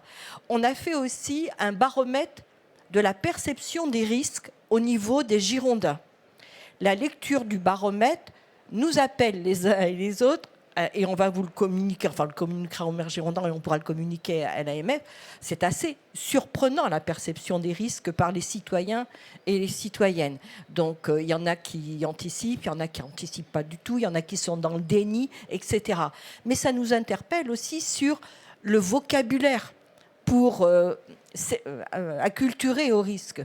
Et on s'aperçoit que utiliser des mots savants ou utiliser des phrases types, ça ne donne strictement rien. Donc on travaille avec un universitaire pour, en termes de dessin et de mots employés, hein, tout simplement, que ça soit compréhensible, imagé et audible. On a fait également, on utilise les nouvelles technologies. Et tout ce qui est, on a un GIP Gerit qui cartographie et modélise au mètre près la nature des risques et les secteurs concernés. Et ça, voilà, on aide beaucoup le préfet et le maire en mettant ces outils en place gratuitement de manière à ce qu'ils puissent être partagés. On fait également des appels à projets. On l'a fait, alors là, c'était même avant les incendies, où on essaie de sensibiliser sur une nature d'aléas. En Gironde, je crois comme pas dans beaucoup, je crois qu'on a tout, sauf l'avalanche. On n'a pas de montagne, mais on a tout. Donc voilà, on essaie de diversifier la sensibilisation aux aléas. Et puis après, il y a le post-aléa. Et là, on a eu par exemple un épisode de grêle terrible. Les personnes sont restées avec des bâches bleues pendant des mois parce que le système, enfin les assurances, ne répondaient pas. On a été obligés, là je parle encore du département, de faire des permanences juridiques avec des avocats, avec des assurances, pour aider les personnes à sortir un petit peu de ce calvaire-là. Donc on a fait des permanences avec des psychologues après les incendies, parce qu'il y a eu un traumatisme. Il y avait des néo-ruraux qui habitaient la forêt, imaginant que ça allait rester un cadre vert. Ils se sont retrouvés dans un cadre de cendres après. Donc, c'est ce post-incendie, enfin avant et après, c'est crucial. Et c'est là où je reviens sur notre expérimentation du plan départemental de sauvegarde. C'est pas tant sur le moment de crise, mais c'est avant et après où on peut jouer un rôle. Parce que quand vous demandez au département d'aller évacuer un EHPAD ou d'aller apporter l'assistance respiratoire à une personne qui est isolée en habitat, vous avez intérêt d'avoir fait un peu le listing avant avec votre CCAS, avec les pôles de territorialité sociaux, pour repérer. C'est un peu ce qu'on fait avec le plan chaleur canicule. Plan canicule, il faut qu'on puisse décliner des plans comme ça pour repérer les personnes fragilisées. Et là, il y a bien sûr le binôme maire-préfet, mais c'est là où je parlais des autres enfants. Alors, on va parler des autres enfants avec vous et surtout de cette troisième proposition, Julien Marion. Que vous inspire cette constitution d'une équipe locale de soutien et d'une organisation spécifique du maire, autour du maire, pour lui permettre de gérer la crise et la post-crise, vous l'avez entendu? D'abord, partager avec vous un constat, c'est que face à la crise, on se sent d'abord toujours démuni. Enfin, je parle de la crise à partir d'une certaine ampleur. C'est vrai pour les maires, évidemment, qui sont en première ligne. C'est vrai aussi, je me permets de le dire, pour les services de l'État. Quand vous êtes confronté à l'ouragan Irma aux Antilles ou à des feux comme ceux de 2022 en Gironde, on a tous ce sentiment d'être dépassé par quelque chose de beaucoup plus grand et beaucoup plus fort que nous. Et ça renvoie à une forme d'humilité qui doit, je crois, nous guider au cours de toutes nos réflexions sur la gestion de crise. Une fois qu'on a dit ça, dans la phase amont, puisque vous avez beaucoup parlé de la phase amont, effectivement, qui cristallise beaucoup d'enjeux, il y a plusieurs choses. D'abord, je voudrais rappeler qu'il y a, si on parle de l'idée de donner aux maires la possibilité de s'appuyer sur une équipe immédiatement disponible pour l'épauler quand une crise survient, il y a un dispositif qui existe. Pour le coup, il n'y a pas besoin de le créer, c'est la réserve communale de sécurité civile. La réserve communale de sécurité civile, aujourd'hui, c'est un dispositif qui a été créé par la loi, qui existe, qui est assez simple à mettre en œuvre. Je partage avec vous le constat que pour l'instant, ce dispositif est assez faiblement répandu, puisque je crois qu'il y a un peu moins de 800 communes aujourd'hui dans notre pays qui ont monté une réserve communale de sécurité civile. Donc moi j'invite évidemment l'ensemble des maires présents et puis à travers vous tous vos collègues à se pencher sur la question de l'opportunité d'une création d'une réserve communale de sécurité civile. Ça peut être une première réponse. Ça peut répondre à beaucoup des points qui ont été soulevés, mais peut-être pas à tous. Je crois qu'il y a un deuxième enjeu important à travers vos interventions, qui est celui de la formation. Et j'entends vraiment ce que vous avez dit, madame en particulier, quand on est élu maire pour la première fois et qu'on a instantanément un poids qui vous tombe dessus, le poids des responsabilités dans des domaines extrêmement variés et extrêmement techniques.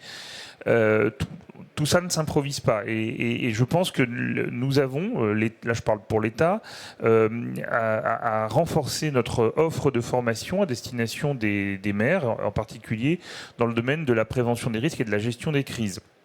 J'ai demandé, moi, au directeur de l'école d'officiers, qui forme les officiers de sapeurs-pompiers, mais qui peut s'adresser à des publics beaucoup plus larges, de travailler à une offre de formation beaucoup plus ambitieuse à destination des maires, pour, à travers des modules très simples, très pratico-pratiques, les mettre en mesure quand ils sont élus pour la première fois ou quand ils ressentent tout simplement le besoin de se former à ces questions essentielles, de venir passer 24 heures sur le site de l'ENSOSP. On peut aussi faire des formations en distanciel, heureusement maintenant, pour éviter d'avoir à se déplacer. Ça fait partie des priorités que j'ai fixées au nouveau directeur de l'école, qui a pris ses fonctions cet été, pour que vraiment on soit beaucoup plus proactif dans l'offre de formation que l'État se doit de proposer aux maires. Et un dernier point, alors je ne sais pas si c'est maintenant qu'il faut en parler ou en réponse à une question future. La réponse à la crise à l'échelle du territoire d'une commune repose beaucoup évidemment sur le plan communal de sauvegarde.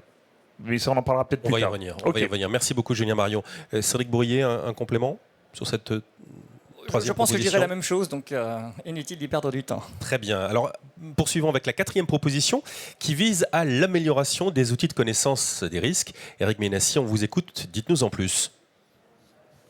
Je crois qu'il était important aussi que nous arrivions à travailler sur la responsabilité du maire par rapport à la connaissance du territoire. Vous l'avez expliqué tout à l'heure, Madame la députée. Monsieur le directeur général, j'aimerais rebondir sur ce que vous venez de dire en amont par rapport à la crise elle-même. Vous avez raison, la crise, ça a quelque chose de très complexe. En fait, nous devons prévoir l'imprévisible.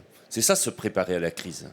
C'est à la fois être dans une dimension où on va gérer l'émotionnel, où on va gérer des hommes et où on va gérer des situations qui sont par définition exceptionnelles. Et les maires, lorsqu'ils sont élus récemment, ne sont pas prêts à ça. Donc on évoquait avec Sébastien, avec Stéphanie à plusieurs reprises une forme de formation initiale, peut-être pour que nous soyons éveillés à ces outils, de façon à ce que dès que nous prenons l'écharpe, nous sachions à la fois quelles sont nos obligations, nos devoirs, nos responsabilités. Et il me semble que dans l'approche de la crise, monsieur le directeur général, c'est important.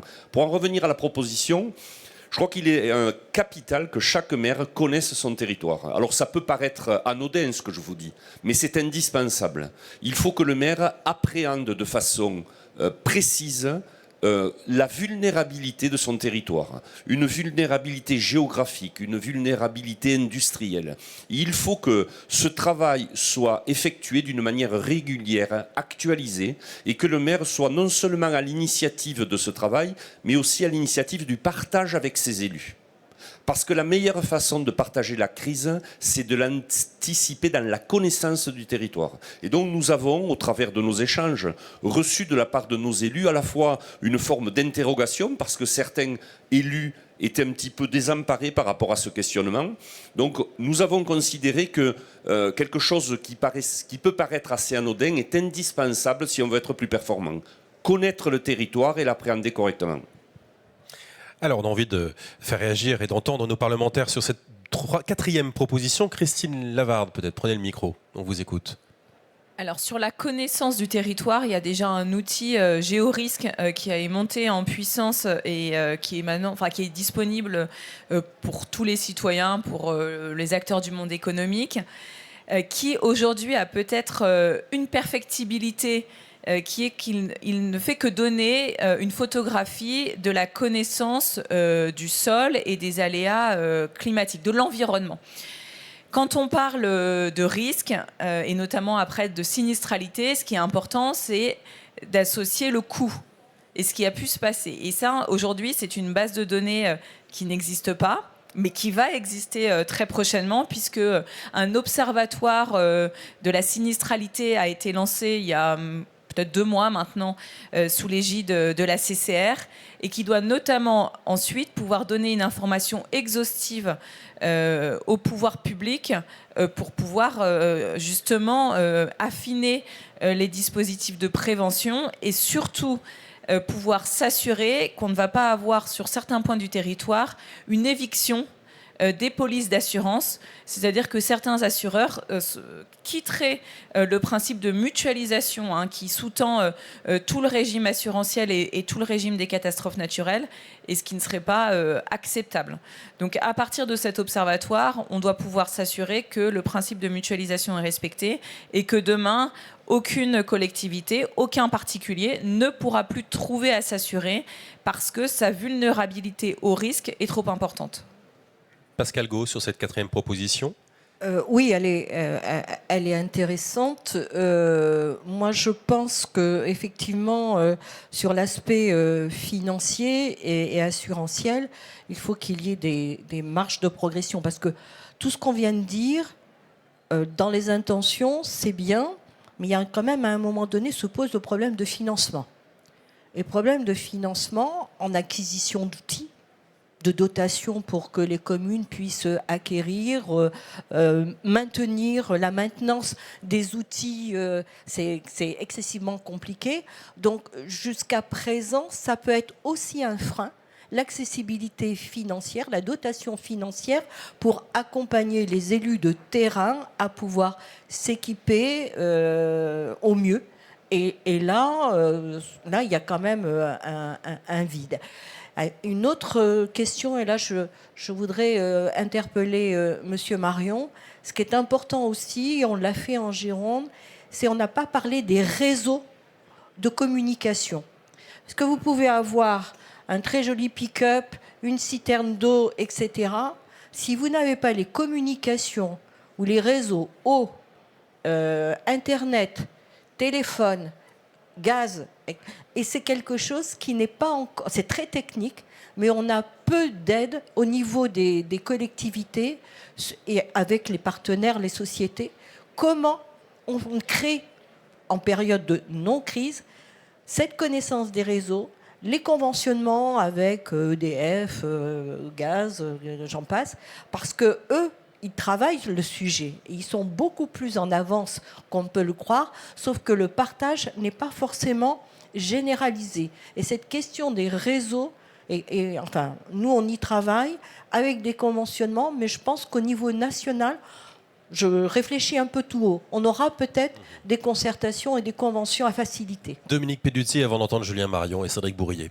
Oui, alors remontant dans les années 80, il y a eu des crises qui ont été gérées et il y avait un rapport. Alors je ne sais pas si c'est le Sénat ou l'Assemblée nationale. Il y avait plus d'un tiers des mairies qui n'avaient pas de fax et pas de téléphone. Il faut impérativement, dans cette communication moderne, tout fibre, tout réseau, il faut qu'on reprenne les fondamentaux de communication en gestion de crise. Aucune mairie, et on l'a vu pendant la pandémie du Covid, aucune mairie n'a une liaison sécurisée. Ce qui fait que quand l'État dit à nos concitoyens à la télé, allez voir dans votre mairie demain matin, ils auront les documents, eh bien on ne les a pas. Et donc la liaison téléphone mobile ou Internet, etc., il faut qu'on revoie un plan de sécurité et les 35 000 communes doivent être des points de liaison indispensablement reconnus dans l'organisation et on est très très fragile sur le sujet. Alors, on a envie d'entendre nos deux directeurs généraux. On commence par vous, Julien Marion, peut-être, ou Cédric Bourrier. Cédric Bourrier, allez-y. Je suis le plus près du micro, on va faire la logique logistique. Alors, pour revenir sur le cœur de la proposition, sur la connaissance des risques et la mise à disposition des élus de la connaissance de leur territoire. Pour nous, c'est un chantier qui est toujours en work in progress. Madame la sénatrice l'a dit, on a considérablement changé le site GeoRisque depuis 2 ans, qui vise à mettre tout ce qu'on a comme information sur les risques à disposition sur un même site. Ça permet de superposer par rapport à la question que vous posiez tout à l'heure, par rapport à différents risques naturels auxquels une même commune peut être exposée. Voilà, de vraiment tout mettre à disposition avec le degré de finesse qu'on a. Donc parfois c'est au niveau de la commune, parfois c'est au niveau de la parcelle. Il y a un stand GeoRisque là, dans cette partie congrès que je vous invite à aller visiter pour mieux le voir, le comprendre et nous dire ce qu'on peut encore améliorer. Les chiffres des réassureurs, en tout cas les déclarations de CatNat, on a pu les mettre dedans. Les chiffres des assureurs, c'est effectivement un exercice plus compliqué parce qu'il y a des questions de secret des affaires, de droit commercial. Donc on a un observatoire commun avec les assureurs. Par contre, on ne peut pas mettre toutes les données chiffrées à disposition du public, voilà, pour les raisons que je mentionnais. Pour nous, on n'est pas au bout du chemin. On a encore plein de développements en tête sur GeoRisque et on a besoin d'avoir votre retour sur ce qui vous est utile, ce qui est bien fait et ce qui manque encore ou qui n'est pas très bien fait. Ça, c'est pour le niveau national, essayer de tout mettre à disposition. Il y a au niveau local aussi, évidemment, on parlait du couple préfet-maire. Vous avez évoqué plusieurs fois, monsieur le maire, la DDT ou DDTM. Il y a toute une réserve d'informations qui sont près de la DDTM et qui sont mises à disposition en permanence des collectivités. Normalement, c'est une certaine forme de fil de l'eau. En même temps, il faut bien faire un récapitulatif une fois de temps en temps, par exemple dans le dossier départemental des risques majeurs, parce que les choses évoluent. Les choses évoluent parce que notre connaissance des risques évolue. Parce qu'il y a le changement climatique. Un des grands chantiers qu'on a en ce moment, c'est d'essayer de produire une vision à 2050 de ce que sera l'exposition au risque naturel de chacune des communes et de mettre ça à disposition de l'ensemble des maires. Et puis ça évolue aussi parce que l'aménagement des sols, l'artificialisation, la renaturation à certains endroits, l'ensemble du sol évolue et donc évidemment ça a un impact sur des écoulements par exemple ensuite. Et donc il faut que régulièrement on refasse ces études pour voir comment à partir des aménagements qui ont été faits par les collectivités, on parlait tout à l'heure du SMIAGE par exemple, ou de développement urbain qui ont pu avoir lieu, comment ça fait évoluer les ruissellements et comment on met ça à disposition. Sur les réseaux, alors pas forcément sur la façon d'équiper chaque commune, mais il y a un axe très fort aussi pour nous de réflexion, de travail, qui est la résilience des réseaux en cas d'événement majeur, puisque quand bien même chacun aurait son téléphone, voilà, si jamais le réseau ne fonctionne pas. Donc il y a à la fois des obligations qui ont été mises dans les contrats qui sont signés avec les grands opérateurs publics qui sont chargés d'un certain nombre de réseaux publics, voilà, pour des progrès, vous avez tout à l'heure parlé, monsieur le maire, de 10 ans, 20 ans, 50 ans. Alors j'espère que ce ne sera pas 50 ans quand même, mais on voit bien qu'il ne peut pas être tout en un claquement de doigts, parce qu'il y a certains travaux qui sont très lourds pour remettre. Mais voilà, il y a des choses progressives qui sont faites. Et par ailleurs, il y a la possibilité désormais d'avoir accès, par le préfet, à l'évaluation par les opérateurs d'un niveau de résilience à date, où ils en sont dans leur plan de progrès, entre guillemets, et du coup, ce à quoi les réseaux tiennent ou ne tiennent pas, en termes d'incendie, en termes d'inondation, en termes de vent. Voilà, c'est des choses sur lesquelles on travaille. Évidemment, c'est les opérateurs qui sont les premiers à la manœuvre, hein, mais c'est vraiment une dynamique qui est identifiée par tout le monde. Merci Cédric Bourrier. Julien Marion. Pour compléter très rapidement ce que vient de dire Cédric Bourrier, rappelez qu'à l'échelle de chaque département, le préfet est censé réunir les opérateurs de réseau, pas pour leur parler de leurs dernières offres commerciales ou de la pluie ou du beau temps, pour leur parler de leurs obligations en matière de résilience. Alors, il y a un phénomène que l'on constate tous depuis longtemps, c'est que ces opérateurs, historiquement, ont été pendant très longtemps accrochés à la sphère publique de par leur statut. C'est plus le cas aujourd'hui, ou quasiment plus. Et on constate effectivement une diminution progressive, voire une disparition de cette culture de service public qui a été très fortement présente chez ces opérateurs pendant très longtemps, mais qui aujourd'hui a tendance à s'amenuiser. Donc ça renvoie à un devoir de vigilance accru de la part des préfets. Tout ne se règle pas au niveau central, fort heureusement. C'est au niveau d'un département qu'il faut s'assurer que chaque opérateur qui est censé avoir un représentant s'acquitte de ses obligations. Et en tout cas, la première des obligations pour un opérateur, c'est d'être d'un opérateur de réseau, qu'il s'agisse de réseau de téléphonie mobile, de gaz, d'électricité ou autre, c'est d'être joignable quand on en a besoin. Juste pour vous donner un exemple pour illustrer ce que je viens de dire, en matière de gestion de crise, vous savez tous que beaucoup repose notamment sur l'alerte des populations. On a un dispositif qui s'appelle FR Alert, que certains d'entre vous ont peut-être déjà testé, pratiqué. Je rappelle que les maires peuvent demander au préfet le déclenchement des FR Alert. C'est très facile, c'est très simple et ça marche. Pour ceux qui y ont déjà été confrontés, FR Alert, c'est ce dispositif qui transforme votre téléphone portable en une sirène absolument assourdissante et qui diffuse en même temps que ça sonne un message sur la conduite à tenir en raison de la crise. Ça marche très bien, mais ça repose, donc la décision d'activer FR Alert à l'échelle d'un bassin de vie, elle est prise par le préfet sur proposition, le cas échéant, des maires concernés. Ensuite, la mise en œuvre, la diffusion du message, de l'alerte, donc repose sur les opérateurs. On a, je suis obligé de le reconnaître malheureusement, des difficultés avec un opérateur, que je ne nommerai pas ici, qui, en dépit de multiples relances, venant très très haut au niveau de l'État, refuse de faire ce qu'il a à faire. Et donc ça veut dire très concrètement que les abonnés de cet opérateur-là, quand FR Alert est activé, ne reçoivent pas les alertes sur leur téléphone. Donc très fâcheux. C'est très fâcheux, donc on est, j'en conviens. Donc on est en train de réfléchir à la manière puisque manifestement les relances successives n'ont pas porté de fruits. On est en train de réfléchir à une manière de rendre ça encore plus efficace.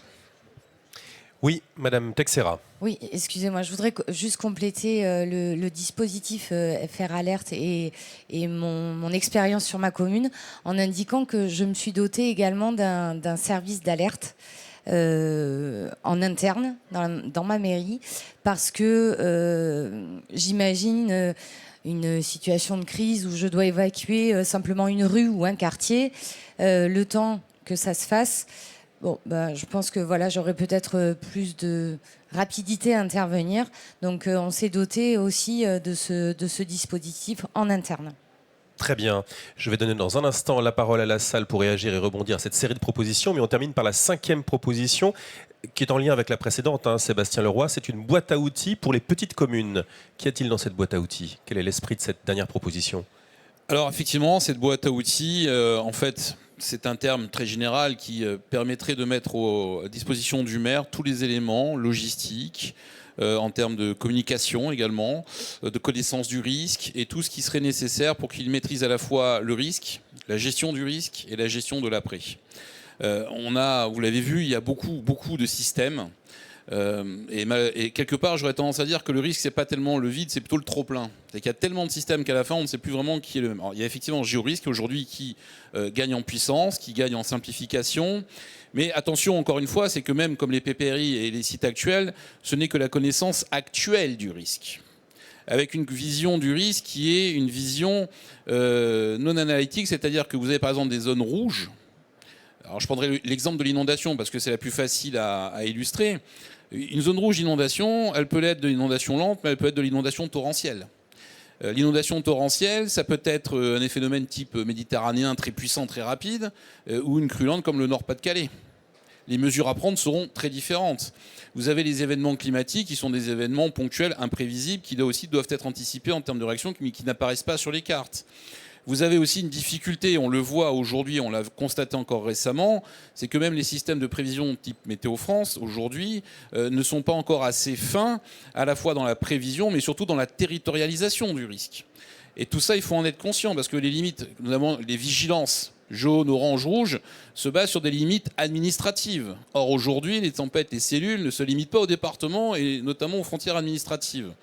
Donc là aussi, il faut faire attention à tout ça et c'est cette boîte à outils qui permettrait le plus simplement et rapidement possible de mettre à la disposition de l'élu ces moyens mémotechniques, les bonnes références sur les bons sites.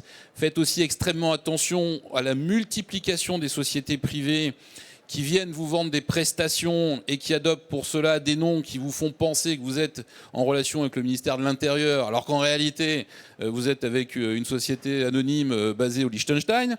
Donc c'est tout ça qu'aujourd'hui qu'il faut arriver à harmoniser. Parce que l'élu local est confronté à un tel poids de documents, de services, à la fin, vous ne savez même plus ce qu'il faut regarder, quoi. Donc l'idée, c'est de rationaliser, de lister, de certifier aussi quelque part ces éléments, de faire prendre connaissance que ce que nous avons aujourd'hui comme éléments de prévision ne sont que des prévisions. Et vous l'avez vu dans tous les départements, Gironde, Nord-Pas-de-Calais, le Var, les Cévennes, les Alpes-Maritimes, l'Aude, que tous les événements auxquels nous sommes confrontés sont des événements qui étaient tous imprévisibles. Donc ce que veut dire que votre carte n'est qu'un élément, en fait, qui vous alerte sur l'exposition de votre ville à un risque potentiel. Je ne parle pas non plus des risques industriels qui sont très variables, que vous soyez à côté d'une centrale nucléaire ou d'usine de produits chimiques, les mesures que vous devrez prendre, le matériel dont vous devez disposer en stock sera également très différent. Et donc tout cela, pour le simplifier, pour l'organiser et pour permettre d'avoir quelque chose de pratique, parce que je pense qu'aujourd'hui on a besoin de pratique, eh bien ça serait d'avoir ces éléments-là, avec ces références, ces éléments, et je pense que quelque part, c'est du bon sens et ça permettrait de mettre un peu de simplicité dans la complexité, car en France, nous adorons la complexité. Juste pour compléter les propos de Sébastien, les documents qui sont à la possession des maires, je pense notamment aux PCS, et j'aimerais partager avec vous quelque chose de capital. Les PCS sont construits au travers d'événements que nous avons connus. Et dans bon nombre des cas, vous vivez une crise sur un événement qui n'a pas été connu. Et donc, ça demande au maire à la fois de l'exercice, vous avez raison, monsieur le directeur général, mais aussi de l'agilité.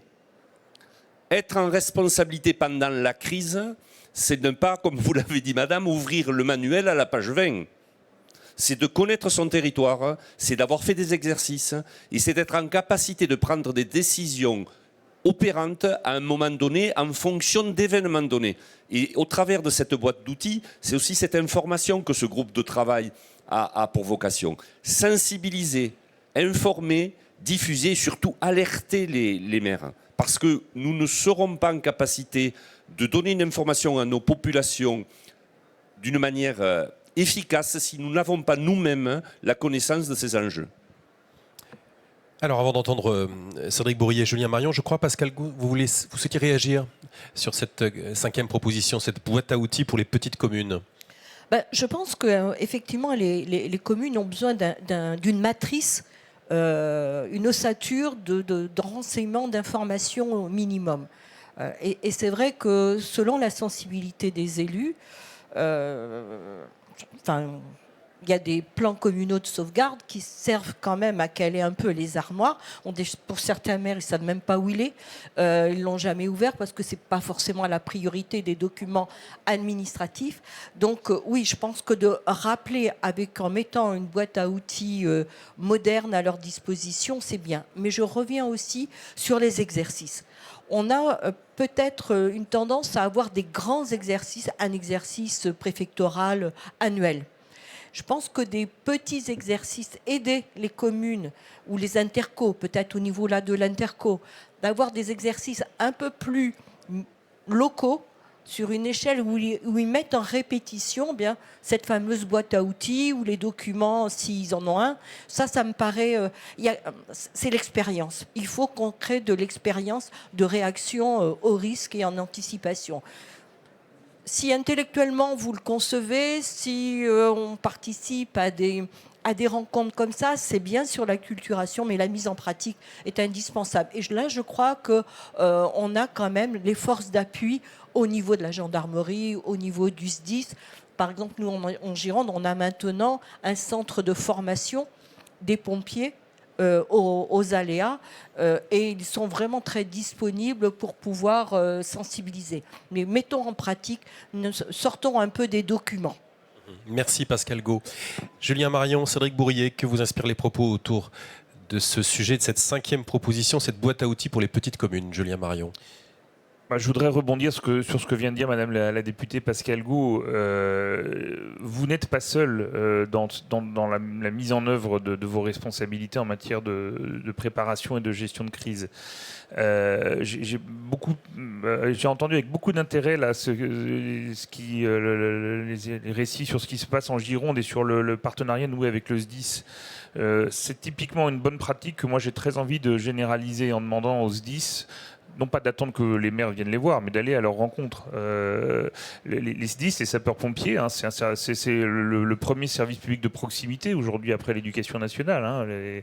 Les casernes de sapeurs-pompiers, elles sont partout sur le territoire et je vous rassure, elles resteront partout sur le territoire parce que c'est ce qui conditionne cette proximité, l'efficacité de notre réponse de secours. Donc moi, je souhaite que les SDIS aillent davantage, comme ça se fait manifestement en Gironde, au-devant des maires pour les accompagner déjà dans la connaissance de leur territoire, dans la connaissance de l'exposition au risque de leur territoire.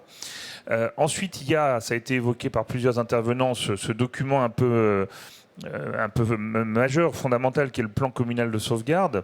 Alors oui, un plan communal de sauvegarde, ça ne doit pas servir, Madame la députée, vous avez raison, à caler les armoires. Ça, sinon, c'est qu'il est mal fait. Le plan communal de sauvegarde, d'abord, je rappelle que dans certaines communes, 22 000, il est obligatoire. Toutes les communes censées avoir un PCS de manière obligatoire ne l'ont pas encore. Il reste un peu de chemin à parcourir. Je voudrais à cet égard indiquer à l'ensemble des maires présents que oui, quand on est par exemple dans la situation de devoir rédiger un PCS ou de devoir l'actualiser, parce que un PCS obsolète ou pas de PCS, c'est la même chose en réalité. Quand on est en situation de devoir actualiser ou même rédiger un PCS, vous avez, mesdames et messieurs les maires, des outils à votre disposition. Alors les outils, je l'ai apporté là, il est avec moi. C'est un petit guide extrêmement pratique. Oui, il n'est pas très épais. C'est pas le code général des collectivités locales ou le code général des impôts. C'est très simple et ça se présente sous forme de fiches qui font une page recto verso chacune. Je vous garantis, pour ceux qui ne le connaissent pas, je vous invite vraiment, vous le trouvez en accès libre évidemment sur le site du ministère de l'Intérieur. Procurez-vous ce guide. Et là où je rejoins complètement ce qu'a dit M. Leroy, n'est pas besoin pour ça d'aller payer grassement des cabinets privés qui viennent vous vendre très cher une prétendue expertise alors que les outils sont à votre disposition. Donc voilà, vous n'êtes vraiment dans l'exercice de cette responsabilité qui vous incombe. Vous n'êtes pas seul, vous avez à votre disposition des services de l'État, je parlais du SDIS, je pourrais parler des services de la préfecture évidemment, qui sont en mesure de vous fournir l'appui méthodologique dont vous pouvez avoir besoin. Cédric Bourrier. Merci beaucoup. Bon, évidemment, j'abonde dans le même sens. Peut-être préciser, pour revenir à la question boîte à outils, qu'évidemment, nous, on y est très favorable. Je pense que ça doit être à la fois des outils qui viennent de l'État. Julien Marion montrait le petit guide pour la réalisation des PCS. Il y a des choses aussi sur les DICRIM, les documents d'information communaux sur les risques majeurs, qu'on a un peu moins évoqués. Mais la culture du risque, c'est absolument essentiel. Hein. Je rappelle un chiffre. Sur ces 40 dernières années, tous les morts qu'on a eus lors des inondations, notamment les phénomènes méditerranéens sur l'arc méditerranéen, 80% des victimes habitaient dans la commune ou dans la commune voisine. Et par ailleurs, la première circonstance de mortalité sur ces 40 dernières années de l'arc méditerranéen, c'est des gens qui ont pris leur voiture. Et ça, le SMIAG et plein d'autres pourront faire tous les investissements matériels qu'on veut. Si jamais cette culture du risque, on n'a pas réussi à se parer de la culture du risque, on échouera toujours sur ce type de cas. Donc il y a le PCS, il y a le DICRIM qui sont des outils importants. Il y a des documents qui ont été préparés par l'État. Ils vont être sur GeoRisque à nouveau pour qu'il y ait cette espèce de point de repère un peu unique, un peu facile, un peu simplifié, un peu transversal, où vous pouvez trouver plein de choses. Mais je pense que c'est aussi des outils par les maires et pour les maires. C'est-à-dire que nous, tout à fait prêts à faire émerger, rassembler, collecter, remettre à disposition sans s'approprier le savoir, enfin en mettant bien les logos qui vont bien. Mais en tout cas, voilà, on est à disposition aussi pour des choses pratiques vues par les maires, faites par les maires. Voilà, si vous voulez qu'on assure une diffusion plus large, que vous puissiez vous appuyer sur le réseau de l'État pour le remettre à disposition au-delà des associations départementales, on est évidemment à disposition. Merci Cédric Bourrier, merci Julien Marion. On va prolonger ce temps d'échange autour des 5 propositions et sur ces paroles d'initiative locale en ouvrant une large fenêtre d'échange à nos élus. Et j'ai déjà un premier élu qui s'est manifesté. N'hésitez pas à bien vous lever qu'on vous voit. Et on va vous tendre le micro qui est ici. Voilà. Merci de bien vouloir vous présenter. On vous écoute. Bonjour monsieur. Merci, bonjour à tous. Vous excuserez un peu ma diction. Là, on en est au 3e jour du Salon des maires. Je suis un petit peu fatigué. Je suis l'adjoint à l'urbanisme et en charge du plan communal de sauvegarde d'une commune qui s'appelle Nieul-sur-Mer, une commune de 6000 habitants qui est un pôle d'appui de la communauté d'agglomération de La Rochelle et qui a été lauréate de la journée de la résilience en 2022. J'y reviendrai tout à l'heure. Mais déjà, je voulais dire à Monsieur Leroy que tous les risques évoqués tout à l'heure, Nieul-sur-Mer coche toutes les cases. Alors on va commencer... À part l'avalanche, nous dit Madame Texera. Pardon ? À part l'avalanche et le volcanisme. Ah oui, oui. Alors beaucoup, on va dire beaucoup. Ça a commencé en 2003 avec l'épisode de la sécheresse où la commune a été reconnue état de catastrophe naturelle. Il y a eu bien évidemment Xynthia en 2010 où 242 propriétaires ont eu de l'eau dans les maisons jusqu'à 1,40 m. Ça a continué avec l'érosion des falaises qui sont en calcaire fracturé. Et on a le mur de l'Atlantique avec les blocos qui font du poids et qui fragilisent donc notre chemin côtier. Voilà. On a eu l'épisode du tremblement de terre de la Laigne qui a fait qu'au niveau tremblement de terre, nous sommes passés d'un risque faible à un risque modéré. Voilà. Nous sommes une commune qui est carencée en logement social, qui a perdu 12% de sa surface constructible à cause de Xynthia. Voilà. Et donc, avec la loi zéro artificialisation nette, il faut qu'on produise en tant que pôle d'appui 60 logements par an, dont 40% sociaux. Comment fait-on ? Le plan communal de sauvegarde pour Nieul-sur-Mer, c'est une chance. C'est une chance. Chaque année, nous fermons la mairie. Nous fermons la mairie et tous les services, tous les élus, toutes les associations, la réserve civile bénévole est concernée.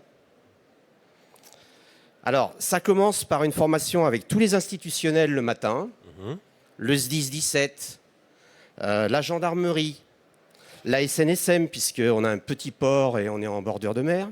Voilà. On fait un repas convivial où tous les salariés de la mairie sont conviés, y compris le Conseil des sages, j'avais oublié aussi. Voilà. Donc là, ça fait 3 ans qu'on fait ça. Donc en toute humilité, on a un petit peu de savoir-faire. Maintenant, comme le disait Monsieur Leroy, il faut cette acculturation au risque et le faire savoir. Ça nous amène, pourquoi on a été lauréat en 2022, c'est qu'après avoir fait cette journée, pour faire l'information à toute la population, on sait que les réunions publiques, c'est compliqué. Parce que souvent, on donne tribune à des râleurs, faut le dire, voilà. Et ça peut vous pourrir la vie, voilà. Donc qu'est-ce qu'on fait? Qu'est-ce qu'on a fait? Aidé par une mutuelle d'assurance que je ne citerai pas. Merci beaucoup. On a amené un théâtre d'improvisation le soir dans notre salle polyvalente où on conviait toute la population. Et chaque adjoint en charge d'une cellule de son plan communal de sauvegarde venait sur scène avec un objet, donnait cet objet à 2 comédiens et ils en faisaient ce qu'ils voulaient. Et donc c'était lié forcément aux cellules du PCS, un téléphone, une valise, voilà, choses comme ça. Et après chaque séquence, il y avait la directrice au risque majeur de l'agglomération qui rappelait à la population les bons gestes utiles. Donc très très important. Donc une bonne illustration d'acculturation voilà. Après la population avec les élus. Et ce qui est très conclure. Voilà. Ce qui est très important à nos yeux, c'est qu'il y a une forme managériale dans le plan communal de sauvegarde. C'est super important. Il y a des élus qui croisent des nouveaux salariés de la mairie pour la première fois à l'occasion de cette journée. Voilà. Et on mange ensemble le midi. Voilà. Pour conclure, dans les outils, on a Panneau Pocket qui permet à toute la population, en même temps que FR Alert, mais on verra en aparté quand même quel est l'opérateur là, qui fait défaut. Ça c'est pas normal du tout. Voilà. Et maintenant, on associe les médias, c'est-à-dire le journal local, la radio locale, FR3 local, pour communiquer à la population.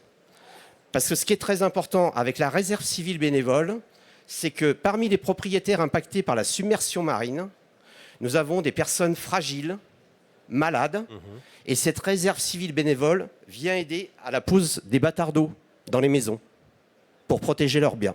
Très bien. Voilà. Juste une petite... Il faut vraiment conclure, vraiment, parce que j'ai beaucoup de questions qui se... Petite anecdote, là. On a fait l'exercice la semaine dernière. Le retour d'expérience, gestion des animaux domestiques dans le centre d'accueil et des chiens en particulier. On va acheter des cages pour les chiens agressifs. Voilà. Merci pour ce retour d'expérience multiple. Vous avez une belle vitalité encore, monsieur le maire. Je vous demanderai d'être concis à nos prochains élus pour la formulation de leurs questions pour qu'on en prenne un maximum. Et je vous ai bien vu au fond. Monsieur, bonjour, présentez-vous. Bonjour, je suis Gabriel Bertin. Je suis le maire d'une petite commune du Pas-de-Calais, située à 10 km au sud d'Arras. Et je voudrais vous parler de la problématique des inondations du Pas-de-Calais. Bon, bien sûr, tout le monde a vu ça dans les médias. Et bon, tout à l'heure, vous avez évoqué la démarche de prévention. Donc, je suis un élu, vous avez bien compris, un maire qui se sent responsable quand on subit, bien sûr, les événements, mais également très responsable pour dire il faut qu'on propose, qu'on essaie de comprendre et qu'on fasse remonter les problématiques, les causes des phénomènes qui sont connus par nous qui connaissons le terrain, que ça c'est important, vous l'avez dit aussi. On est le plus proche de la connaissance et les habitants également, qui connaissent un peu les problématiques, de manière à avoir une démarche de prévention. C'est la vraie démarche de moyen terme, long terme. C'est-à-dire qu'il faut éviter que les phénomènes de crise, comme là les inondations, deviennent de plus en plus graves. Et donc il faut travailler les causes. Ça veut dire connaître les causes, ça veut dire avoir la démarche d'aller chercher les causes. Alors, les causes des inondations, bon, ça c'est un sujet que je connais bien, hein, voilà, parce que je le suis depuis pas mal d'années, avant d'être maire, et maintenant je suis maire depuis 2020. Donc je souhaite absolument faire remonter ce sujet, travailler, pourquoi pas avec la préfecture, le couple maire-préfet, et puis les autres instances. Hein. Un exemple concret, il faut absolument préserver les zones qui préservent, qui protègent nos villages, notamment dans notre région, mais pas que. C'est-à-dire toutes les prairies qui ceinturent les villages. Ces prairies, la loi ZAN dit qu'il faut éviter de consommer, arrêter de consommer tous ces éléments, les ENAF, hein, espaces naturels, agricoles et forestiers. Les prairies, ça en fait partie. On est contraint de ne pas les urbaniser. Or, ces prairies sont en train de disparaître. C'est le monde agricole qui a l'autorisation de transformer ces prairies en des cultures de céréales, de pommes de terre. Là, c'est la pire des cultures en termes de risque d'inondation. Ça, c'est un premier élément. Et je n'ai aucun moyen, moi, maire, d'aller contre ça. Donc ça, c'est quelque chose qu'il faut absolument travailler. Merci à messieurs de remonter ça au niveau de l'État et des ministères concernés. Et les habitants sont très inquiets. Comment ça se fait, monsieur le maire, que vous laissez partir ces prairies? Je n'ai aucun pouvoir.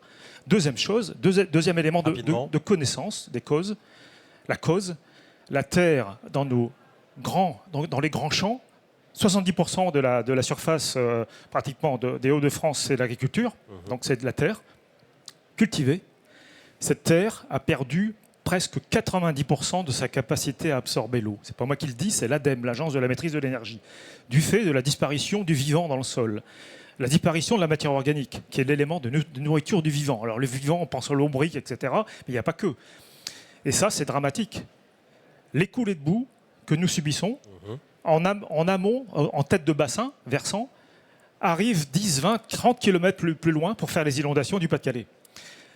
Il faut absolument rendre la terre capable d'absorber l'eau. Absorber, ça filtre l'eau, ça nourrit les nappes phréatiques. Aujourd'hui, l'eau, au lieu d'aller aux nappes phréatiques, elle coule, elle emmène le limon, elle détruit la bonne terre agricole. Donc c'est dans l'intérêt des agriculteurs de conserver cette terre et de rendre capable la terre d'absorber l'eau. Et ça, c'est gravissime. Voilà la cause majeure. Il faut travailler avec le monde agricole. Moi, c'est ce que je fais. J'anime des réunions. Je propose à des maires de discuter avec les agriculteurs pour dire quelles solutions. Il faut mettre en avant des solutions. Merci, monsieur le maire. Merci pour cette remontée terrain.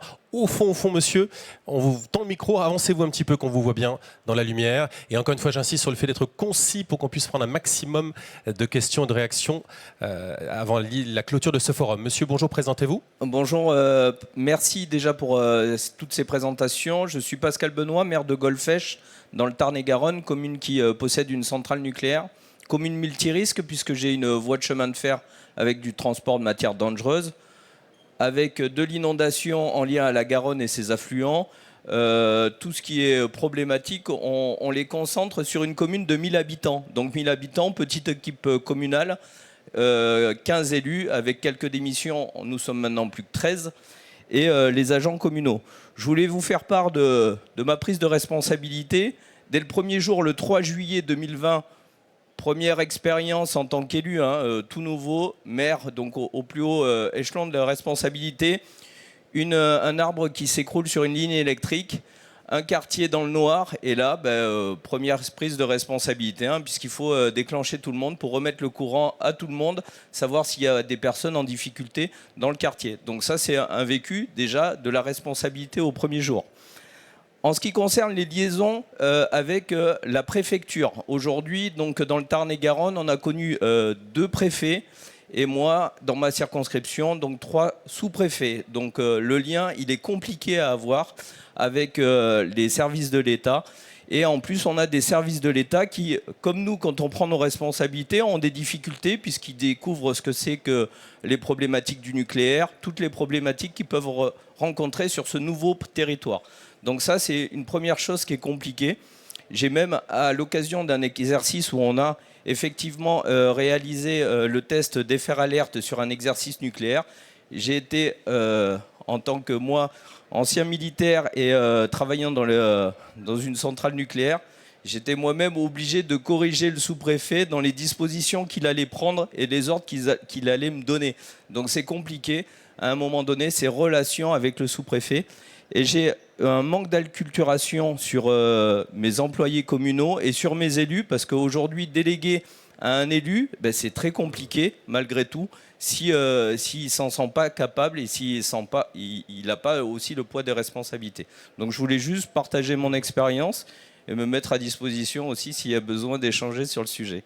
Merci. Bien, merci beaucoup, monsieur le maire. J'aimerais peut-être donner la parole à madame la préfète Nguyen. Où êtes-vous, madame ? Est-ce qu'elle est là ? Voilà, madame. Vous allez peut-être prendre le relais, on va vous tendre le micro parce qu'on aimerait vous entendre sur une formation qui a été mise en place à destination des élus locaux sur la résilience. On a pas mal parlé résilience au cours de ce forum. Oui, je suis désolé, merci. Jean-Christophe Erard, je suis délégué pour la stratégie nationale de résilience auprès de Muriel Nguyen au secrétaire général de la Défense et de la Sécurité nationale. Et vous lui donnez la parole au moment où elle vient d'être juste rappelée. Juste où elle a l'urgence, oui. Voilà, donc je vais le faire au pied levé. Il n'existe pas de stratégie nationale de gestion de crise, même s'il y a des plans particuliers, mais il existe une stratégie nationale de résilience qui a été adoptée en 2022 par le cabinet du Premier ministre et qui est suivi par un comité interministériel de la résilience nationale, le CIRN.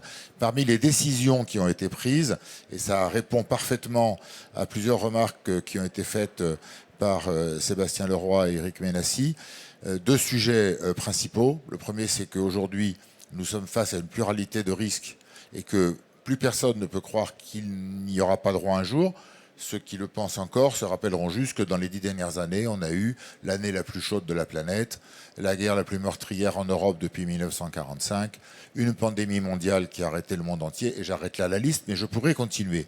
Et donc, il faut se doter d'outils et il faut surtout adopter une posture, une attitude qui soit favorable à la résilience. La résilience étant comprise comme la capacité à se rétablir après un choc. Ça veut donc dire avoir anticipé, s'être préparé, s'être exercé et avoir effectué les rétextes qui permettent d'améliorer l'ensemble de ce que l'on fait.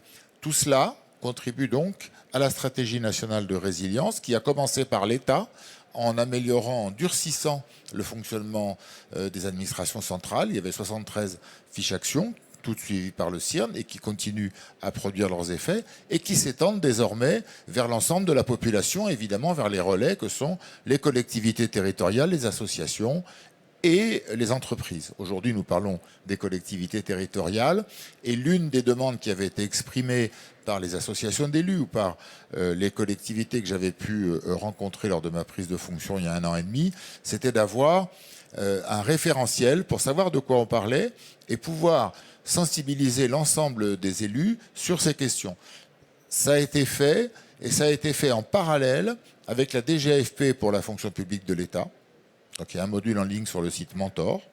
Avec le CNFPT pour la fonction publique territoriale, le même module que sur la plateforme Mentor est désormais en ligne sur la plateforme du CNFPT.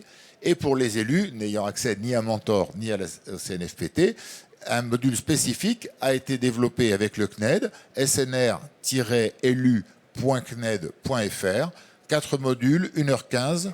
Tout ce que vous avez toujours voulu savoir sur la SNR sans jamais oser le demander se trouve sur snr-elu.cned.fr. Et pour ceux qui veulent la démonstration, le stand est en sortant à gauche au coin des corners. J'espère que je n'ai pas trop abusé de votre temps. Merci beaucoup pour ce teasing, c'était très utile. Merci beaucoup, monsieur. Allez, on a encore le temps de prendre 2 prises de parole. Merci d'être concis. En lien aussi, vos partages d'expérience avec nos 5 propositions. On a envie de vous entendre aussi là-dessus réagir. Oui, monsieur, présentez-vous. Bonjour. Oui, bonjour à tous. Je suis élu d'une station de montagne. On n'a pas parlé de la montagne. J'habite à Valorcine, en haut de la vallée de Chamonix. Notre village est entre 1300 et puis le point le plus haut est à 3000 mètres d'altitude. Et on est un peu ce qu'on peut appeler l'île haute parce que pour accéder, quand il y a beaucoup de neige, on est obligé de passer par un col qui est souvent fermé par risque d'avalanche. On compte plus de 80 couloirs d'avalanche dans la commune qui sont tous répertoriés. Après, il y a 2 risques dont on n'a pas parlé, donc c'est les risques d'avalanche et puis les risques des laves torrentielles qui commencent à apparaître. Notamment, je prendrai un exemple dans une autre vallée de l'Isère, qui est le hameau de la Bérarde, qui a été complètement dévasté en juin dernier. Et c'est un hameau qui a plus de 300 ans. Ouais, quelque chose comme ça.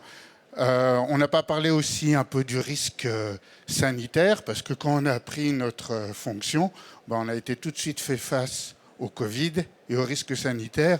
Juste à titre d'exemple, on a été considéré comme un cluster, alors qu'on avait pris toutes les précautions, parce que des touristes anglais qui voulaient skier dans les Alpes suisses, faisant pas partie de l'Europe, devaient se confiner, entre guillemets, 10 jours dans notre station avant d'aller pouvoir skier en Suisse, alors que toutes les stations françaises étaient fermées.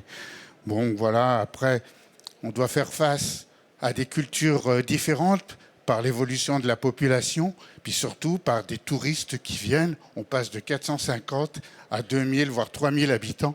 Et ces gens-là ne sont pas habitués à nos risques et ne sont pas conscients de tout ça. Voilà. Merci beaucoup, monsieur. C'était une petite expérience dont je voulais vous faire part. Merci pour ce retour d'expérience et d'avoir mis en avant. Ici et ensuite là. Monsieur, on vous écoute, on vous tend le micro. On vous écoute, bonjour. Moi, je vais essayer d'être très bref. Je ne vais pas parler de ma commune. Je suis un adjoint, Marcel Constantin, dans une petite commune de l'Isère qui compte moins de 500 habitants.